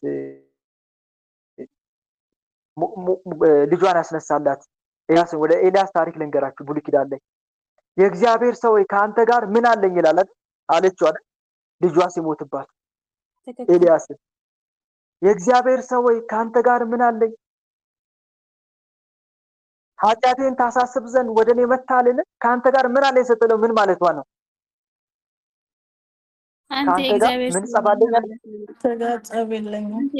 ምን አደረኩ ካለ ምን አደረኩክ? የበደልኩ ነገር አለ ወይ? ለምን እንዲህ ተፈጠረ? ምንም ነገር የለኝም ነው አይደል? አልበደልኩክም ለማለት አይደል የተጠቀመችው? በዚህ ቃል መሰረት ከአንቺ ጋር ምን አለኝ የሚለውን ቃል ሊቃውንት ከአንቺ ጋር ምን ጸብ አለኝ ላላደርግልሽ የምትጠይቅኝን ነገር ላላደርግ፣ ስለዚህ በሁለት ይፈታል ማለት ነው። ቀደም በነገርኳችሁ አሁንም በዚህ ነው ከአንቺ ጋር አለኝ የሚለውን ቃል። አንደኛ እኔ ታምር የማደርገው በስጋዊ ፈቃድ ሳይሆን በምን ስልጣኔ ነው? በመለኮታዊ ስልጣኔ። አንድም ከአንቺ የምትጠይቅኝን ላላደርግ ልጅሽ አይደለሁም ወይ ነው። ልጅሽ አይደለሁም ወይ? የምትጠይቅኝን ነገር ላላደርግ ምን ጸብ አለኝ? እዘዥኝ ልጅሽ አይደለም ወይ? እሱም እንደዚህ ተርጓሜ ለመያዙ ትርጉሙ እንደዚህ ለመሆኑ የምንረዳው የእናቱ ምላሽ ሰምተን ነው አይደለ? እናቱ ምን አለች? የሚሏችሁን ሁሉ ዝም ብላችሁ አድርጉ። ነገሩ አወንታ ነው አሉታ የሆነ መልስ ነው? እምቢ ነው እሺ የሆነ ነው? አወንታ ነው እሺ ነው? አወንታዊ ወይም እሽታ ነው። እሽታ ባይሆን ኖሮ በቃ የሚላችሁን ሁሉ አድርጉ ያደርግላችኋል ትል ነበር? አትልም ነበረ። ስለዚህ በዚህ ቃል መሰረት አንድ ላላደርግልሽ ምን ጸብ አለኝ? እናቴ አይደለሽም ወይ? አሁን ለምሳሌ እናት ልጄ ልልክክ ነው ስትል እኛ ምንድን ምንላት? እሺ በደስታ እሺ። እንዴ ምን ችግር አለ? ልጅሽ አይደለሁም እንዴ እሰልኝ አይደል ነው?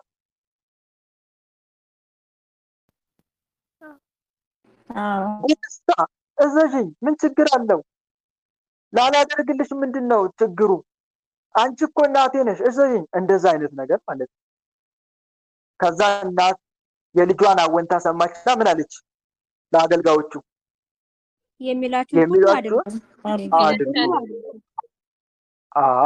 እሺ እዚህ ጋር ይሄን ትርጓሜውን ከተረዳ ጊዜ ገና አልደረሰም የሚለውንስ ጊዜ ገና አልደረሰም ማለት ከአንቺ የምለይበት ጊዜ ገና አይደለም። አንድም የመስቀሌ የክብሬ በይፋ የመገለጫ ጊዜ አልደረሰም ማለቱ ነው። የመሰቀሌ ለሰው ልጆች ሁሉ ስጋዬን የምቆርስበት ደሜን የማፈስበት ጊዜ ገና አልደረሰም። ቅድም ሚስጥራዊ ትርጓሜው የወይን ጠጅ እኮ አለቀባቸው ነው። ማን ነው እንትኑ ታሪካዊ ፍቺው? ሚስጥራዊስ ምን ብለን ነበር ቅድም? የሰው ልጅ ጸጋ ማጣት፣ ጸጋ ርቋል፣ ፍቅር ርቋል፣ ደስታው ጠፍቷል። ይሄን ደስታ ፍቅር ጸጋ ማድንበት ጊዜ ገና አልደረሰም።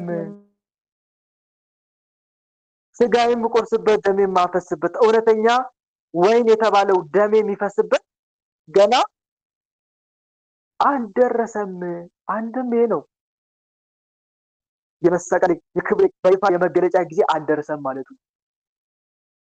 ተረዳሽኝ አይደል?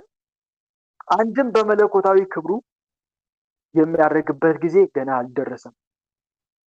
ገና ነገረ ስጋዊውን ምን አላደረገም?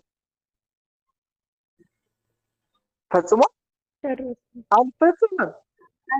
ነገረ ስጋዊ ፈጽሜ በአባቴ እሪና ወይም በአባቴ ክብር የምቀመጥበት በዙፋኑ በኪሩቤል ዙፋን ላይ የምቀመጥበት ጊዜ ገና ነው፣ አልደረሰም። ነገረ ስጋዊውን እያከናወንኩ ነው። በዚህ መሀል ጠይቀሽኝ የማላደርገው ምን ነገር አለ? ጠይቀኝ አንድም እና በዚህ መልኩ ልንረዳ እንችላለን። እዛ ካረገ በኋላ አያደርግም ነው አይደለም፣ ያደርጋል። ግን እዚህ ጋር ደግሞ የበለጠ ለሰው ልጆች እጅግ ቅርብ የሆነበት ጊዜ ነው አይደል? በትህትና የወረደበት ጊዜ ነው። በልዕልና በክብሩ የተቀመጠበት ጊዜ አይደለም። በትህትና ነገረ ስጋዊውን የሚያከናውንበት። ሌላው ደግሞ ስለዚህ እዚህ ጋር ጊዜ ባይደርስም እንኳ እናቱ ቅድስት ድንግል ማርያም ክብር ሲል የጊዜውን ቀጠሮ አሳጥሮ የመጀመሪያውን ታምር አድርጓል። ይህ ደግሞ የእናቱን ለመና እንደማይጥስ ያረጋግጣል ማለት ነው። አንዱ ይሄ ነው። እሺ እናቱም ለአገልጋዮቹ የሚላቸውን ሁሉ አድርጉ አለቻቸው። የእመቤታችን መመሪያ ይህቺ ኃይለ ቃል ድንግል ማርያም ለሰው ልጆች ሁሉ ያስተላለፈችው ታላቅ የሕይወት ኑዛዜና ትእዛዝ ናት። በዚህ ውስጥ እኛ የለንም የሚላችሁን ሁሉ አድርጉ አለን ወንድማችን የሚላችሁን ሁሉ ሄዳችሁ አድርጉ። ትክክል። የልጄ ወዳጅ መሆን ከፈለጋችሁ፣ የኔም ወዳጅ መሆን ከፈለጋችሁ ልጄ ያዘዘውን በወንጌል ምን በሉ አድርጉ ወይም ፈጽሙ። ስብከት ነው አይደለም? ስብከት እኮ ነው። ትክክል። ስለዚህ እቺ ቃል እመቤታችን ያስተላለፈችው ታላቅ የሕይወት ኑዛዜና ትእዛዝ ናት። የክርስትና መሰረቱ ጌታ ያዘዘውን ሁሉ ማድረግ። አብ ራሱ ምን ነበር ያለው? የምወደው ልጄ ነው ካለ በኋላ የሚላችሁን ሁሉ አድርጉ፣ የሚያዛችሁን ሁሉ አድርጉ። አያችሁ አይደል? አንድ ሆነ። ከአብ እመቤታችን የተናገረችው ቃል ከማን ጋር አንድ ሆነ? ከባህሪ አባቱ ከአብ ጋር አንድ ሆነ። እና ይሄን በደንብ ማሰብ አለብን። የክርስትና መሰረቱ ጌታ ክርስቶስ ያዘዘውን ሁሉ ማድረግ፣ ፍጹም መታዘዝ መሆኑን ታስተምረናለች። ሌላው የእምነት ጽናት። ልጇ ጊዜ አልደረሰም ቢላትም ድንግል ማርያም የልጇን መለኮታዊ ቸርነትና ልመናዋን እንደማይነቅፍ ስለምታውቅ በአገልጋዮቹ ዘንድ ተአምራቱን ለመቀበል የሚያስችል ቅድመ ዝግጅት እንዲያደርጉ ነው እያዘዘች ያለችው። በአጠቃላይ ይህ ታሪክ የክርስቶስን አምላክነት፣ የጋብቻን ቅድስናና የእመቤታችን የማይናወጥ የነጋሪተ ፈዋሽነት ወይም የአማላጅነት ሚና የሚያስረዳ ታላቅ የትምህርተ መለኮት ክፍል ነው ብለን ቤተክርስቲያን ታስተምራለች። አሁን ግልጽ ነው? እቴ ተመለሰ? ቃሎት ቃለ በረከት ያሰማል። በደንብ ተመልሶልኛል። ጸጋውን ያብዛልህ ወንድሜ። ከዚህ በላይ ታገለግልበት እድሜና ጤና ይስጥህ ወንድሜ። አሜን አሜን። ይልመድብሽ እህታችን። በጣም ደስ ይላል በእውነት እንዲህ ስጠይቁ። ስለዚህ መጸለዩ ምን ያክል ጥቅም እንዳለ በዚሁም ተረዱ። እሺ እህተ ገብርኤል ትቀድማለች መሰለኝ። ቀጥይ እስቲ። እሺ ቃለ ሕይወትን ቃለ በረከትን ያሰማልን፣ ጸጋውን ያብዛላችሁ። እኔም መጽሐፍ ቅዱስ ላይ አልገባኝም እና ኦሪት ዘሌዋውያን ዘሌዋውያን ከቁጥር 2 እስከ 19 ድረስ አንብቤዋለሁ፣ ግን ምን ልረዳው አልቻልኩኝም። እሺ እስቲ ለምሳሌ ያልገባሽ ነገርን ትንሽ ክሊር ብታደርግልን። አዎ ስለ ወንድ ግምትና ስለ ሴት ግምት የሚል አለና እሱ እንዴት ነው አይገባም። ይሄንንም ሙስሊሞች ያነሱታል አይደል? ብዙን ጊዜ ያነሱት የሰማው መሰለኝ። አዎ ያነሳሉ መሰለኝ። እሺ መልካም። ሳይቀርታ እሺ ቆይ አንዴ ጠብቂኝ፣ ላውጣው መጽሐፉን።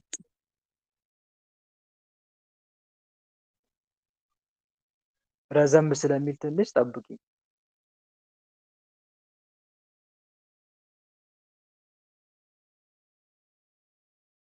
እሺ መልካም።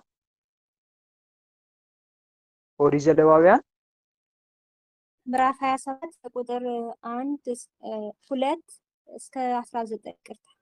ምዕራፍ 27 ቁጥር 2 እስከ 19። እሺ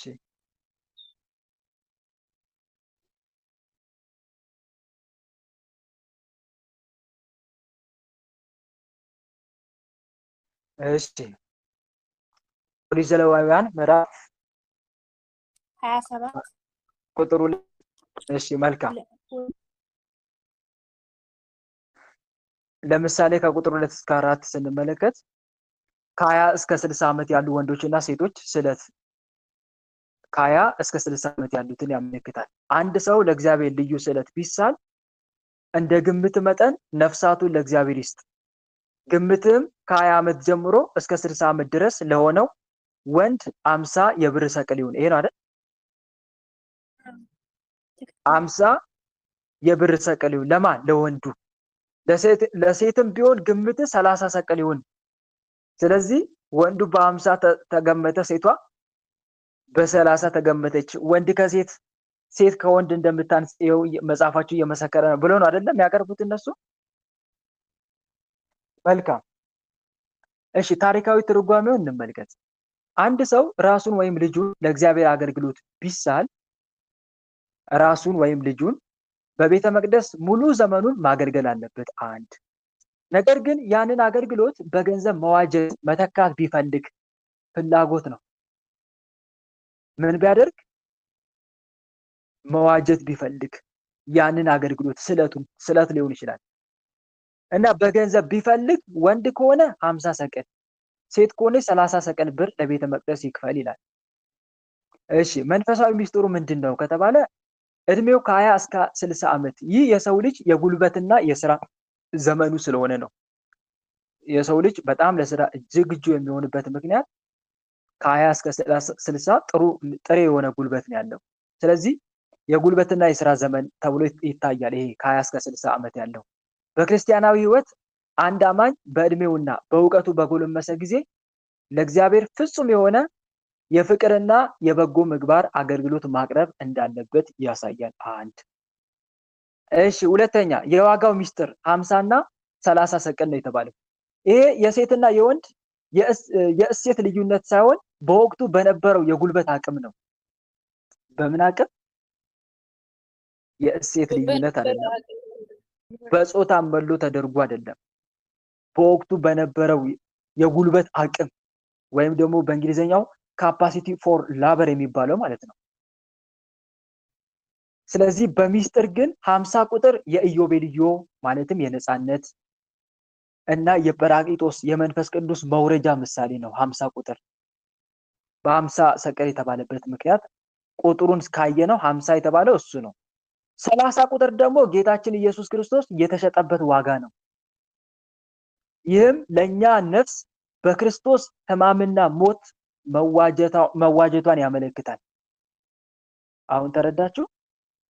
ለጊዜው ከሚሰሩ ተግባር አንጻር ነው። የጾታ ልዩነት ሆኖ ሳይሆን ከሚያከናውኑት እደ ተግባር አንጻር ማን ይበልጥ ነበረ በስራ? ወንድ ነበረ። ከዛ አንጻር እንጂ የጾታ ልዩነት ኖሮ መድሎ ተደርጎ አይደለም። አንድ ሁለተኛ ደግሞ ሚስጥራዊ ትርጓሜ ስንሄድ 50 ቁጥር ምንድነው የሚያመለክተው? 50 ሰቅል የጰራቅሊጦስ የመውረጃ ምሳሌ፣ በ50ኛው ቀን ለመውረዱ ምሳሌ። 30 ሲሆንስ ጌታችን የተሸጠበት ዋጋ ምሳሌ። በዚህ ሁሉ የሰው ልጅ ነፃ ወንድና ሴት ምን መሆናቸውን ከሞት እስራት መዋጀታቸውን የሚያሳይ ቃል ነው ማለት ነው። አሁን ግልጽ ነው። ይሄ ፓርት ገባችሁ? በደንብ እንደገባችሁ ተስፋ አደርጋለሁ። እሺ ከቁጥር 5 እስከ 20 ዓመት ያሉ ታዳጊዎች ይላል አይደል?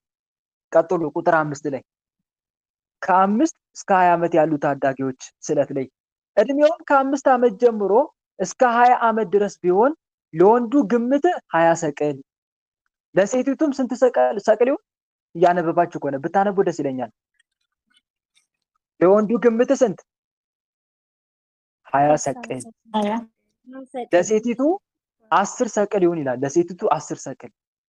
ታሪካዊና መንፈሳዊ ትርጓሜ ምንድን ነው ከተባለ ይህ የልጅነትና የጉልበት መፈጠሪያ ዘመን ነው። አንደኛ ልጅነት ነው፣ ሁለተኛ ጉልበት የሚፈጠርበት ዘመን ነው። በአንድምታ ትርጓሜስ እንዴት ይታያል ከተባለ ወላጆች ልጆቻቸውን ገና በሕፃንነታቸው ከ5 ዓመት ጀምሮ በሃይማኖትና በምግባር ኮትኩተው ለእግዚአብሔር ማስገዛት እንዳለባቸው ያስተምራል። ከስንት ዓመት ጀምሮ? ከ5 ዓመት ጀምሮ። አንድም ስለዚህ ግምቱ አሁንም ከፍና ዝቅ ማለቱ ለወንዱ ከፍ ለሴቷ ከፍ ከአቅም አንጻር ነው። ከምን አንጻር? ከአቅም አንጻር።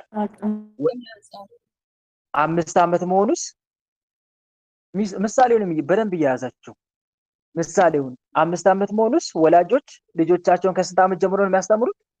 ፈሪሃ እግዚአብሔር ከ5 ዓመት። በጣም ጥሩ። ቁጥር 6 ላይ እንመልከት። ግን በጣም ብዙ ነው የጠየቅሽኝ። እስከ 19 ማለት በጣም ሰፊ ጊዜ ወስድብናል። ይሁን እንማር። ችግር የለውም። አሁን እየገባኝ ነው። አይ ቁጥር 6 እንመልከት። ከ1 ወር እስከ 5 ዓመት ያሉ ህፃናት ስለት ከ1 ወር ደግሞ እዚህ ጋር አሁን ወረደ። ከ1 ወር እስከ 5 ዓመት ያሉ ህፃናት ስለት እድሜው ከ1 ወር ጀምሮ እስከ 5 ዓመት ድረስ ቢሆን ለወንዱ ግምት 5 የብር ሰቅል ለሴቲቱም ግምት 3 የብር ሰቅል ይሁን። መንፈሳዊ ሚስጥሩ እዚህ ጋር ምንድነው? ከአንድ ወር ጀምሮ መገመቱ ህፃናት ገና ሳያውቁ በእግዚአብሔር ዘንድ ባለቤትነት እንዳላቸው የሚያሳይ ነው። የአንድ ወር ህፃንም ቢሆን የማን ገንዘብ ነው? የኔ ገንዘብ ነው ለማለት ነው። አንዱ ይሄ ነው። በአዲስ ኪዳንስ ይሄ ስርዓት እንዴት ይታያል ከተባለ ለህፃናት ጥምቀት ጥላ ምሳሌ ነው። ህፃናትን ቢሆኑ ምን እንዳለባቸው ምን ማድረግ እንዳለባቸው መጠመቅ እንዳለባቸው ለህፃናት ጥምቀት ጥላ ወይም ምሳሌ የሆነ ተግባር ነው። ህፃናት ገና የባህሪ ዕውቀት ሳይኖራቸው በ40 እና በ80 ቀናቸው ተጠምቀው የእግዚአብሔር ገንዘብ የመንግስቱ ወራሾች እንደሚሆኑ ማሳያ ነው። በዚህ መልኩ ልንረዳው ይገባል ማለት ነው። እሺ ከቁጥር 7 እስከ 8 ከ60 ዓመት በላይ ያሉ አዛውንቶችና የድሆች መማሪያ ከ60 ዓመት በላይ ያሉ አዛውንቶችና የድሆች መማሪያ እድሜው ከ60 ዓመት ጀምሮ ወንድ ላይ ወደ ላይ ቢሆን ለወንዱ 15 ሰቅል ለሴቲቱም 10 ሰቅል ይሁን። ድሃ ቢሆን ግን በካህኑ ፊት ይቁም። ድሃ ቢሆን በካህኑ ፊት ይቁም፣ ካህኑም እንደሚችል መጠን ይገምተው ይላል። እዚህ ጋር የአዛውንቶች ትርጓሜ ምንድነው ከተባለ እድሜ ሲገፋ የሰው ጉልበት ስለሚደክም ዋጋው ምን ይሆናል? ያንሳል። ዋጋው አነሰ። ይህ እግዚአብሔር የሰውን አቀምቶ እንደሚፈርድ ያሳያል። ለሁሉም እንደየስራው ይከፍለዋል፣ እንደየችሎታው ጸጋ ይሰጠዋል። እንደየችሎታው ሁሉም ይፈተናል አይደለ? ከሁሉም የሚጠብቀው እግዚአብሔር አንድ አይነት ተግባር ነው እንዴ? ከጳጳሱ የሚጠብቀውን ተግባር ከተራው ምዕመን ይጠብቃል ፈጣሪ? አይጠብቅም። አይጠብቅም። ከአዛውንቱ የሚጠብቀውን ተግባር ከወጣቱ ይጠብቃል? አይጠብቅም። ከህፃኑ የሚጠብቀውን ተግባር ከአዛውንቱ ይጠብቃል? አይጠብቅም። ሁሉም እዚህ ጋር እንደየስራው እንደየደረጃው ጸጋም እንደሚታደል እንዲሁም ደግሞ የስራም ጥያቄ እንደሚመጣ በኋላ በዕለተ ምጽአት ያንን የሚያመለክት ቃል ነው ማለት ነው። እሺ የድሆች መማሪያ ቁጥር 8 ላይ የተገመተውን መክፈል የማይችል ድሃ ከሆነ ካህኑ አይጨክንበትም፣ እንደ አቅሙ ቅናሽ ያደርግለታል፣ አይቶት ማለት ነው። ድሃ በመሆኑ ይሄ መንፈሳዊ ሚስጥሩ ምንድነው ከተባለ እኛ የሰው ልጆች ኃጢአታችን ዕዳ መክፈል ያቃተን ድሆች ነበርን። ወደ ታላቁ ካህን ወደ ኢየሱስ ክርስቶስ በንስሐ ስንቀርብ ግን እርሱ የኛን አቅም ማነስ አይቶ ወይም ደግሞ አቅም አልባነታችንን ተረድቶ በነፃ ምሕረቱና ስርየቱን እንደሰጠን የሚያመለክት ጥቅስ ነው። አሁን ግልጽ ነው። ይሄን ያመለክታል ማለት ነው። ሌላው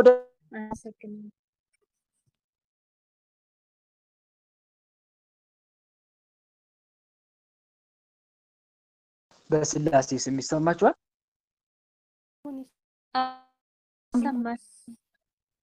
መልካም። ከቁጥር 9 እስከ 13 ደግሞ እንዲህ ይላል፣ ለእግዚአብሔር ቁርባን አድርገው የሚያቀርቡት እንስሳ ቢሆን ይላል የተቀደሰ ይሆናል፣ መልካሙን በክፉ ክፉንም በመልካም አይለውጥ ይልና ወለደ ስትሉ ደግሞ ቢለውጠው ግን እርሱና ሌላው የተቀደሱ ይሆናሉ ይላል። ለእግዚአብሔር ቁርባን አድርገው የሚያቀርቡት እንስሳ ቢሆን ከዛ ወረደ ብሎ የተቀደሰ ይሆናል እንስሳ፣ መልካሙን በክፉ ክፉንም በመልካም አይለውጥ፣ ቢለውጠው ግን ወረድ ብላችሁ ታነቡ እርሱና ሌላው የተቀደሱ ይሆናሉ። ይሄ ምንድነው ታሪካዊ ትርጓሜ? ለእግዚአብሔር መስዋዕት እንዲሆን የተሳለ ንጹህ እንስሳ መለወጥ አይቻልም። ባለቤቱ ይህኛው ያምራል ያኛው ግን እንትን ይሆናል እያለ የሚለዋወጥ ከሆነ ግን ይሄ እንዲያደርግ አይፈቀድለትም። ለመለወጥ ቢሞክርስ ሁለቱም የእግዚአብሔር ንብረት ይሆናሉ ነው። እርኩስ እንስሳ ከሆነ በካህኑ ተገምቶ ይሸጣል። ባለቤቱ መልሶ መግዛት ቢፈልግ ግን 5ኛ እጅ ጨምሮ መዋጀት አለበት። እርኩስ እንስሳ ሲባል ግን ንጹህ ያልሆነ ወይም ሕጸጽ ያለበት ወይም ደግሞ በሚገባ የሚፈለገውን ያክል ማንነት ያላሟላ እንስሳ ለማለት ነው። እሺ ግልጽ ነው አይደል? አዎ። የሚፈለገውን ያክል ከሱ ለምሳሌ ቀንዱ ያልዘረዘረ፣ ቀንዱ ያልከረረ፣ ጥፍሩ ያልዘረዘረ ይባል የለ? እነኚህን ሁሉ በሚገባ ያሟላ እንስሳ ለማለት ነው። መንፈሳዊ ሚስጥሩስ አይለወጥ መባሉ ምንድነው? አንድ ክርስቲያን ልቡን ቃሉንና ህይወቱን ለእግዚአብሔር ከሰጠ በኋላ ወደ ኋላ ማፈግፈግ ወይም መንፈሳዊ ህይወቱን በዓለማዊ ምኞት መለወጥ እንደሌለበት ያስተምራል። ጌታ ምን ነበር ያለው? ማንም እርፍ በእጁ ይዞ ወደ ኋላ የሚመለከት ለእግዚአብሔር መንግስት የተገባ አይደለም። እና በዚህ መልኩ መረዳት እንችላለን ማለት ነው። በጣም ሰዓታችን እየሄደ ስለሆነ እዚህ ጋር ላብቃ። ከተረዳሽ ተመለሰልሽ ወይስ ልቀጥል? ተመለሰልኝ። አይ ተረድቻለሁ። እግዚአብሔር ይስጥልኝ። አመሰግናለሁ። ጸጋውን ያብዛልኝ። አሜን አሜን። ሌላ ጊዜ ግን ይወላችሁ ጸጋ ይብዛልህና በግል ላግኝህ ከእንትን በኋላ በግል ላግኝህ። አንዴ ቆይቴ እንደዚህ አይነት ጥያቄ ወንድሞች እያንዳንዱን ትርጓሜ ለመማር ሙሉ ምዕራፍ ሌላ ጊዜ እንማርበታለን። ነገር ግን እናንተ አንብባችሁ ግራ የገባችሁትን አንድ ወይም ሁለት ምዕራፍ አይብለጥሽ ለወደፊቱ ስንት ምዕራፍ ለሌላውም ለማዳረስ አንድ ወይም ሁለት ምዕራፍ ይሁን እንጂ ከአንድ ወይም ከሁለት ምዕራፍ ባይበልጥ መልካም ነው። ምክንያቱም የሌላውንም ሰዓት እንዳትሻሙ። ሌላውን የተወሰኑን ከተረዳችሁ እኮ ሌላው ግልጽ እየሆነላችሁ ይመጣል። ሌላውን ደግሞ ሌላ ጊዜ ትጠይቃላችሁ ለማለት ነው። እሺ ቀጥሉ። በስመ ስላሴ በስመ አብ ወወልድ ወመንፈስ ቅዱስ አሐዱ አምላክ አሜን። ከይቅርታ ጋር ከተቻለ በግል ላግኝህ አሁን ከወጣሁ በኋላ አሁን ስለሆነ ውሳኔው ጥያቄው መልካም ካልሆነ ደግሞ በዚህ መጠየቃችሁ እችላለሁኝ። በግል ቢሆንልኝ የተሻለ ነው። ትንሽ እንትን ስለሆነ የግል እንትን ስለሆነ መልካም። እሺ በቃ ከሶስት ሊቀር ሳታስፈልጪ አስቀምጪልኝ። ሪኮርድ ኦኬ። እሺ እሺ። ወይም ጽሁፍም አድርጊው። በጽሁፍም ብጠይቂ ትችላለሽ። እሺ እግዚአብሔር ይስጥልኝ። እሺ አሜን። ቀጥሉ።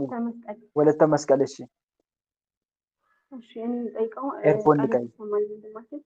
አሜን። እሺ ቃል ተሰማልን ጸጋውን ያብዛልህ። የኔ ጥያቄ ስለ አያቴ ነውና አያቴ በፊት ለህፃን እያለሁ ምናምን ሳይሆን የሆነ ይጸልይ ነበር፣ ቤተክርስቲያን ይሄድ ነበር። ግን ያን ያለ ሆኖ አውደ ነገስት መጽሐፍ ያነብ ነበር። አሁን ላይ ግን ሴት አያቴ የምታለች እሷ ከሞተች በኋላ ከሞተች ጋር ነበር ያለ።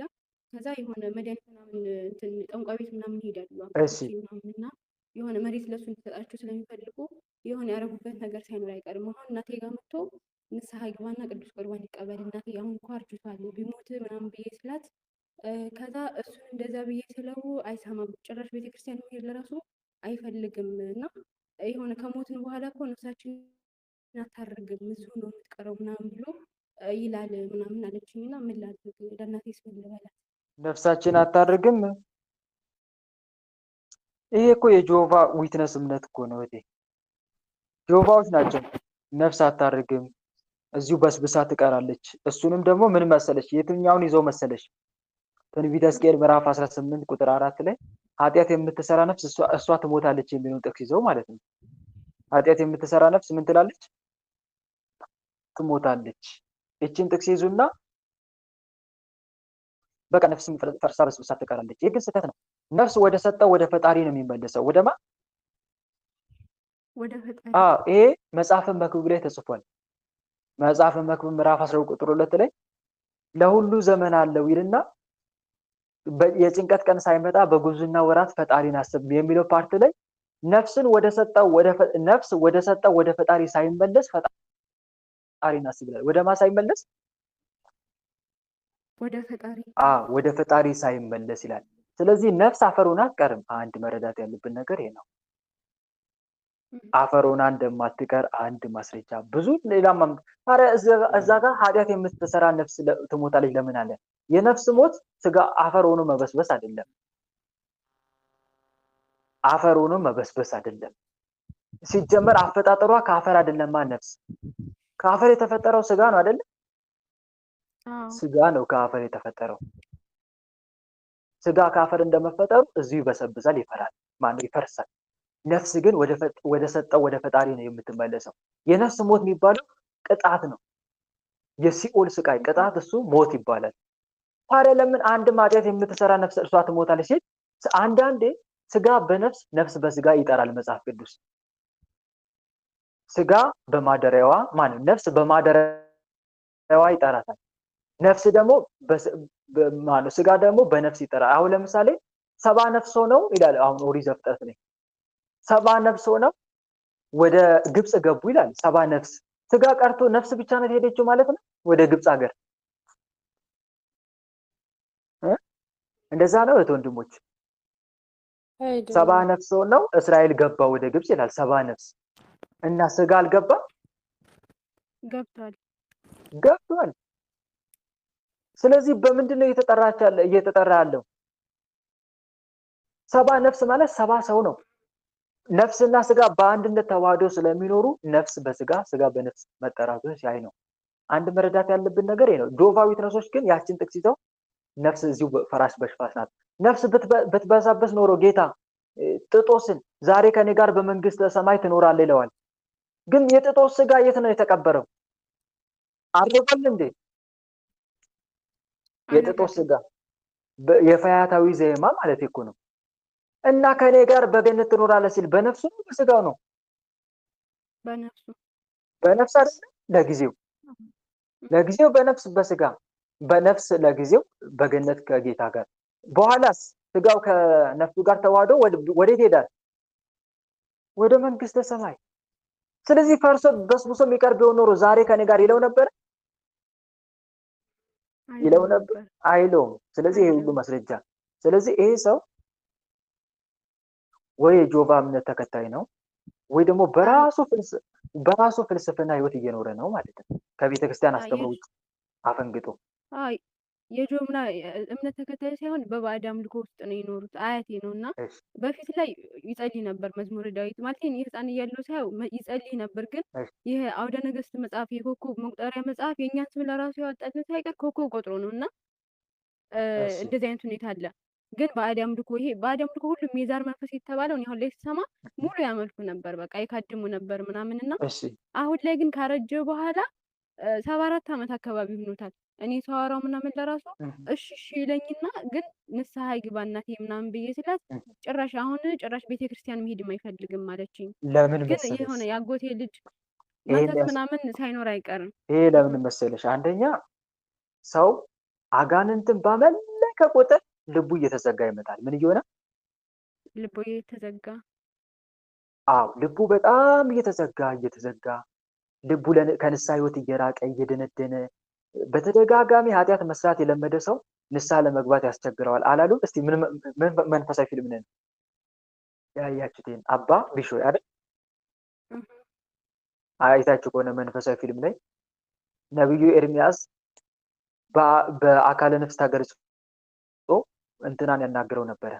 አባ ቢሾይን በበዓቱ እያለ በምንኩስና ህይወት አድምጠኝ አባ ቢሾይ ኃጢአትን በተደጋጋሚ መስራት የለመደ ሰው ንስሐ ለመግባት ይከብደዋል ይላል።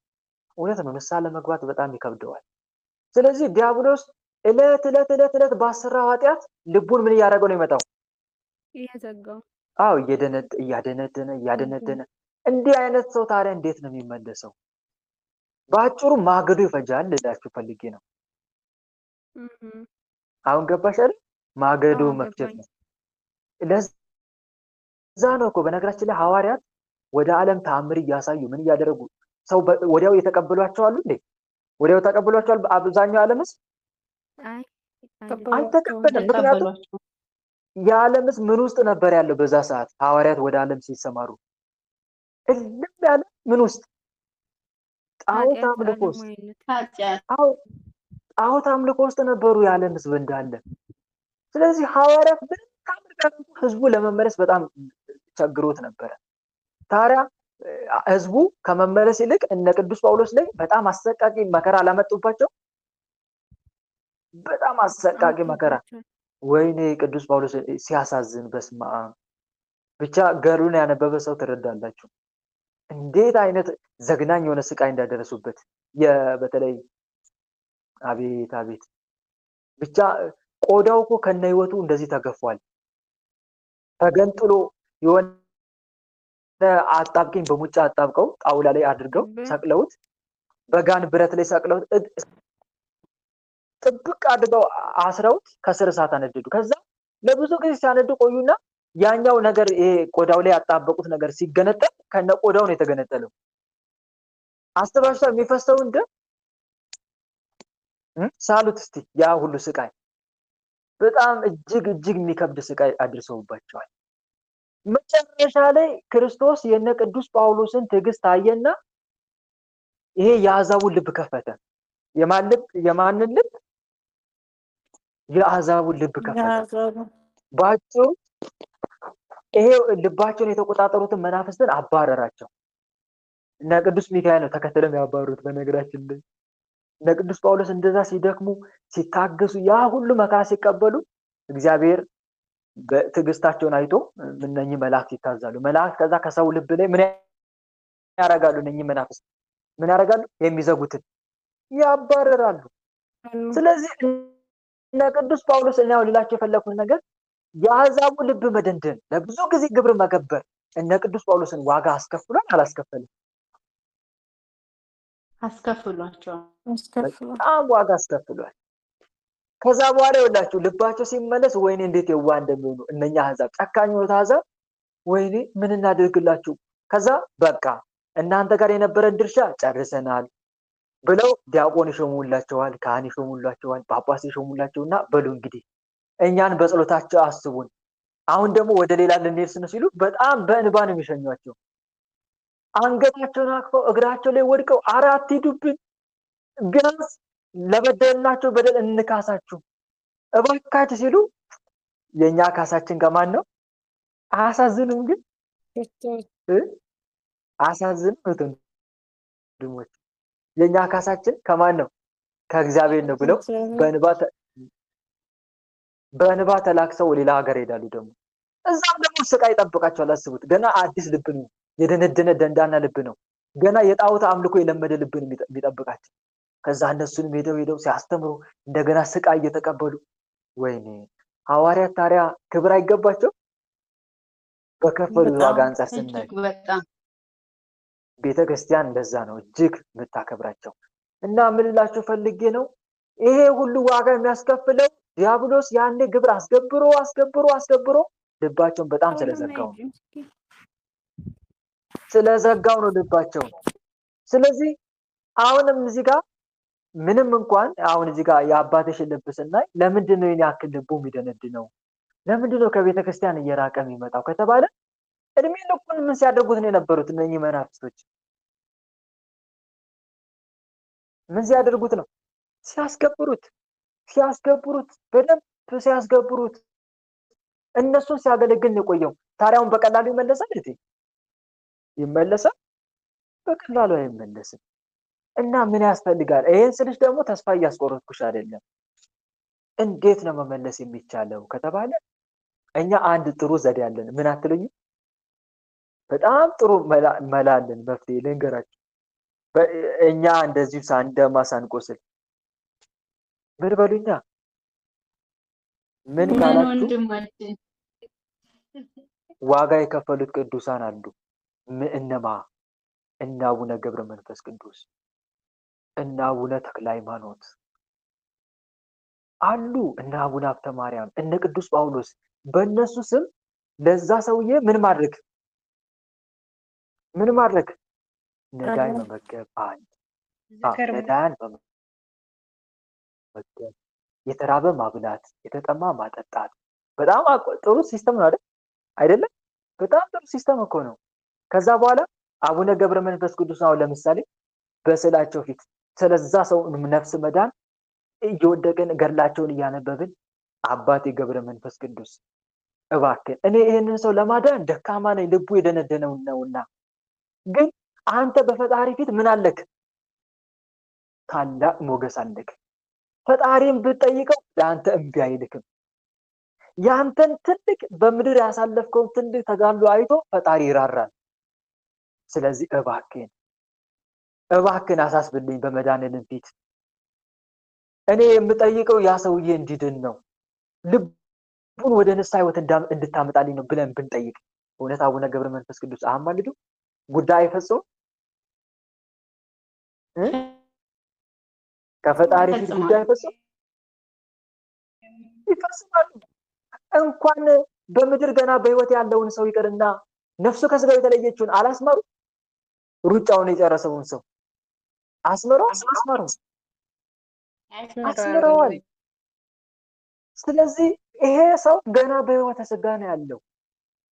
ስለዚህ በዚህ ሰዓት እንዲህ ብንማጸን በእውነት ልቡን የመመለስ እድሉ ሰፊ ይሆናል። ለምሳሌ አቡነ ገብረ መንፈስ ቅዱስ አልኳችሁ፣ ሌሎችንም ቅዱሳን ብትማጸኑ በእውነት ከፈጣሪ ዘንድ እነኛ ሰዎች የፈለገ ልባቸው ቢደነድን የሚድኑበትን ሁኔታ ያፋጥናሉ እነኚህ ቅዱሳን በምልጃቸው ማለት ነው። እና በዚህ መንገድ ልባቸው እንዲሰበር ማድረግ እንችላለን።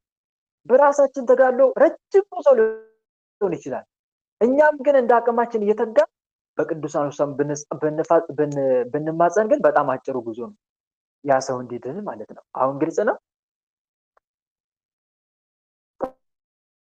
ተመለሰ እህቴ። እና ያንን ማድረግ ነው። ይሄን ስልሽ ግን ምን ጊዜም ያ ሰው የእናንተ ምክር መራቅ ሊርቅበት አይገባም። ሁሌ ንስሐ ግባ። በተለይ ከመጽሐፍ ቅዱስ ጥቅስ እየጠቀሳችሁ ክርስቶስ እንዲህ ብሏል፣ ይሄ የእግዚአብሔር ቃል ነው፣ አትናቅ። መድኃኒዓለም ክርስቶስ በራሳችሁ ህይወት የላችሁም ስጋዬን ካልበላችሁ ደሜን ካልጠጣችሁ ብሏል። ከጨለማ ውጡ ብሏል። እኔ የዓለም ብርሃን ነኝ፣ በእኔ የሚያምን ሁሉ በጨለማ እንዳይኖር እኔ ብርሃን ሆኜ ወደ ዓለም መጥቻለሁ ብሏል። ብርሃን ሆኖ ወደ ዓለም የመጣው ክርስቶስን እመን፣ እሱ ከዚህ ስርዓት ያወጣል። ያለ ክርስቶስ ህይወት የለም እያላችሁ ወንጌልን መስበክ ለማሰብ ለዚህ ሰው እድሜ ልኩን በጣዖት አምልኮ ቢቻል ከመምህራን ጋር እያገናኛችሁ ብቻችሁን ላትችሉት ስለምትችሉ ይሄን ይመስላል። አሁን ግልጽ ነው። ይሄን ይመስላል ወንድሞች። ለዛሬው እዚህ ጋር ይበቃናል። ለነበረን ጊዜ አምላካችን መድኃኒዓለም ኢየሱስ ክርስቶስ ስሙ ለዘላለም የተመሰገነ ይሁን። እኛም በሰማነው ቃል በተማነው ትምህርት 30 60 100 የምናፈራ አድርገን የስሙ ቀዳሽ የመንግስቱን ወራሽ ለመሆን ያብቃን። አሜን። ወስብሐት ለእግዚአብሔር ወለወላዲቱ ድንግል ወለመስቀሉ ክቡር። ይቆየን። ሁላችንም ለጸሎት እንነሳ። በልዑል እግዚአብሔር ፊት መቆማችንን እናስተውል። መላ ሰውነታችንን በትምህርተ መስቀል 3 ጊዜ እናማትብና መርሐ ግብራችንን በጸሎት እንዝጋ። በስመ አብ ወወልድ ወመንፈስ ቅዱስ አሐዱ አምላክ አሜን። በስመ አብ ወወልድ ወመንፈስ ቅዱስ አሐዱ አምላክ አሜን። በስመ አብ ወወልድ ወመንፈስ ቅዱስ አሐዱ አምላክ።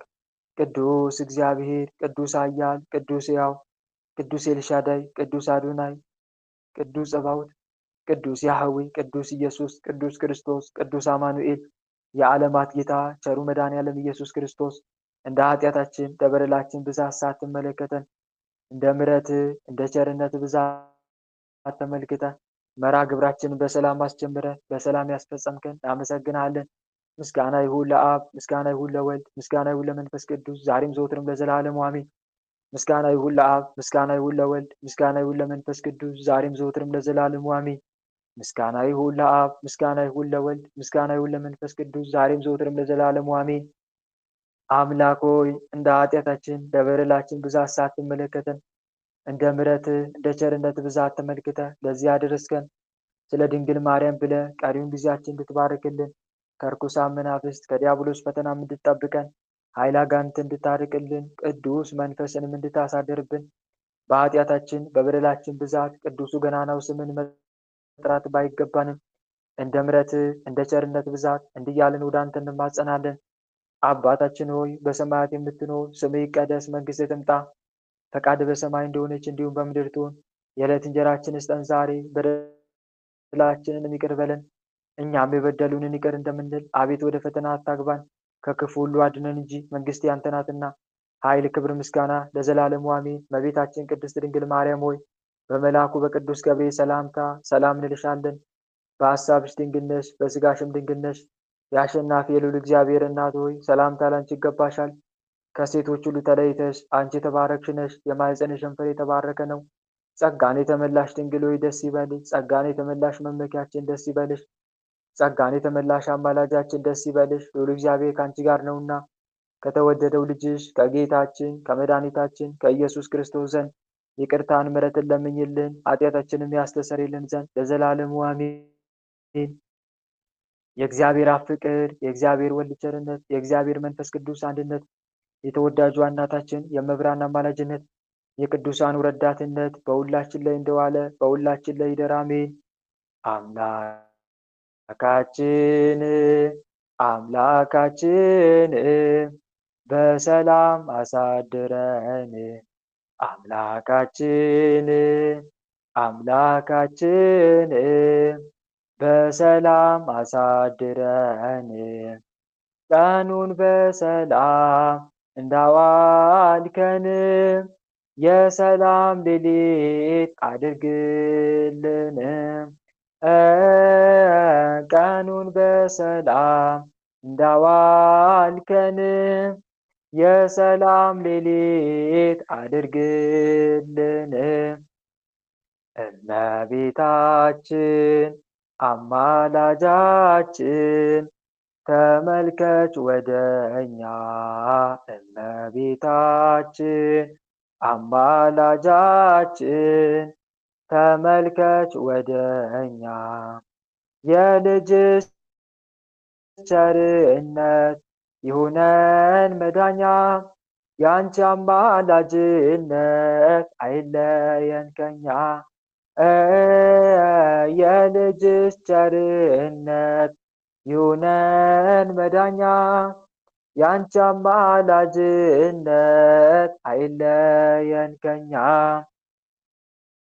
ጸጋ ነሳይነ ወሕይወተ ረከብነ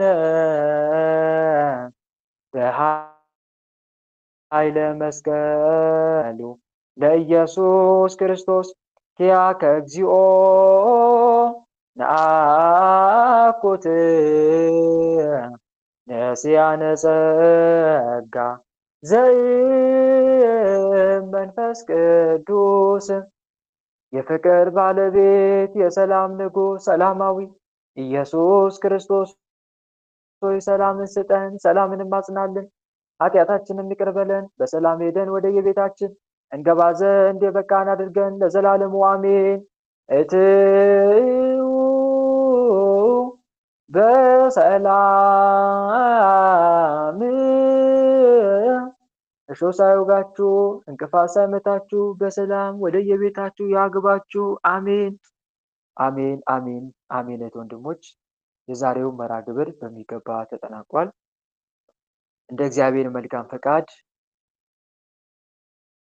ነገ የዕለተ ማክሰኞ መርሐ ግብራችን እንቀጥላለን። ነገ ታላቁ ሰማዕት ሊቀ ሰማዕት ቅዱስ ጊዮርጊስ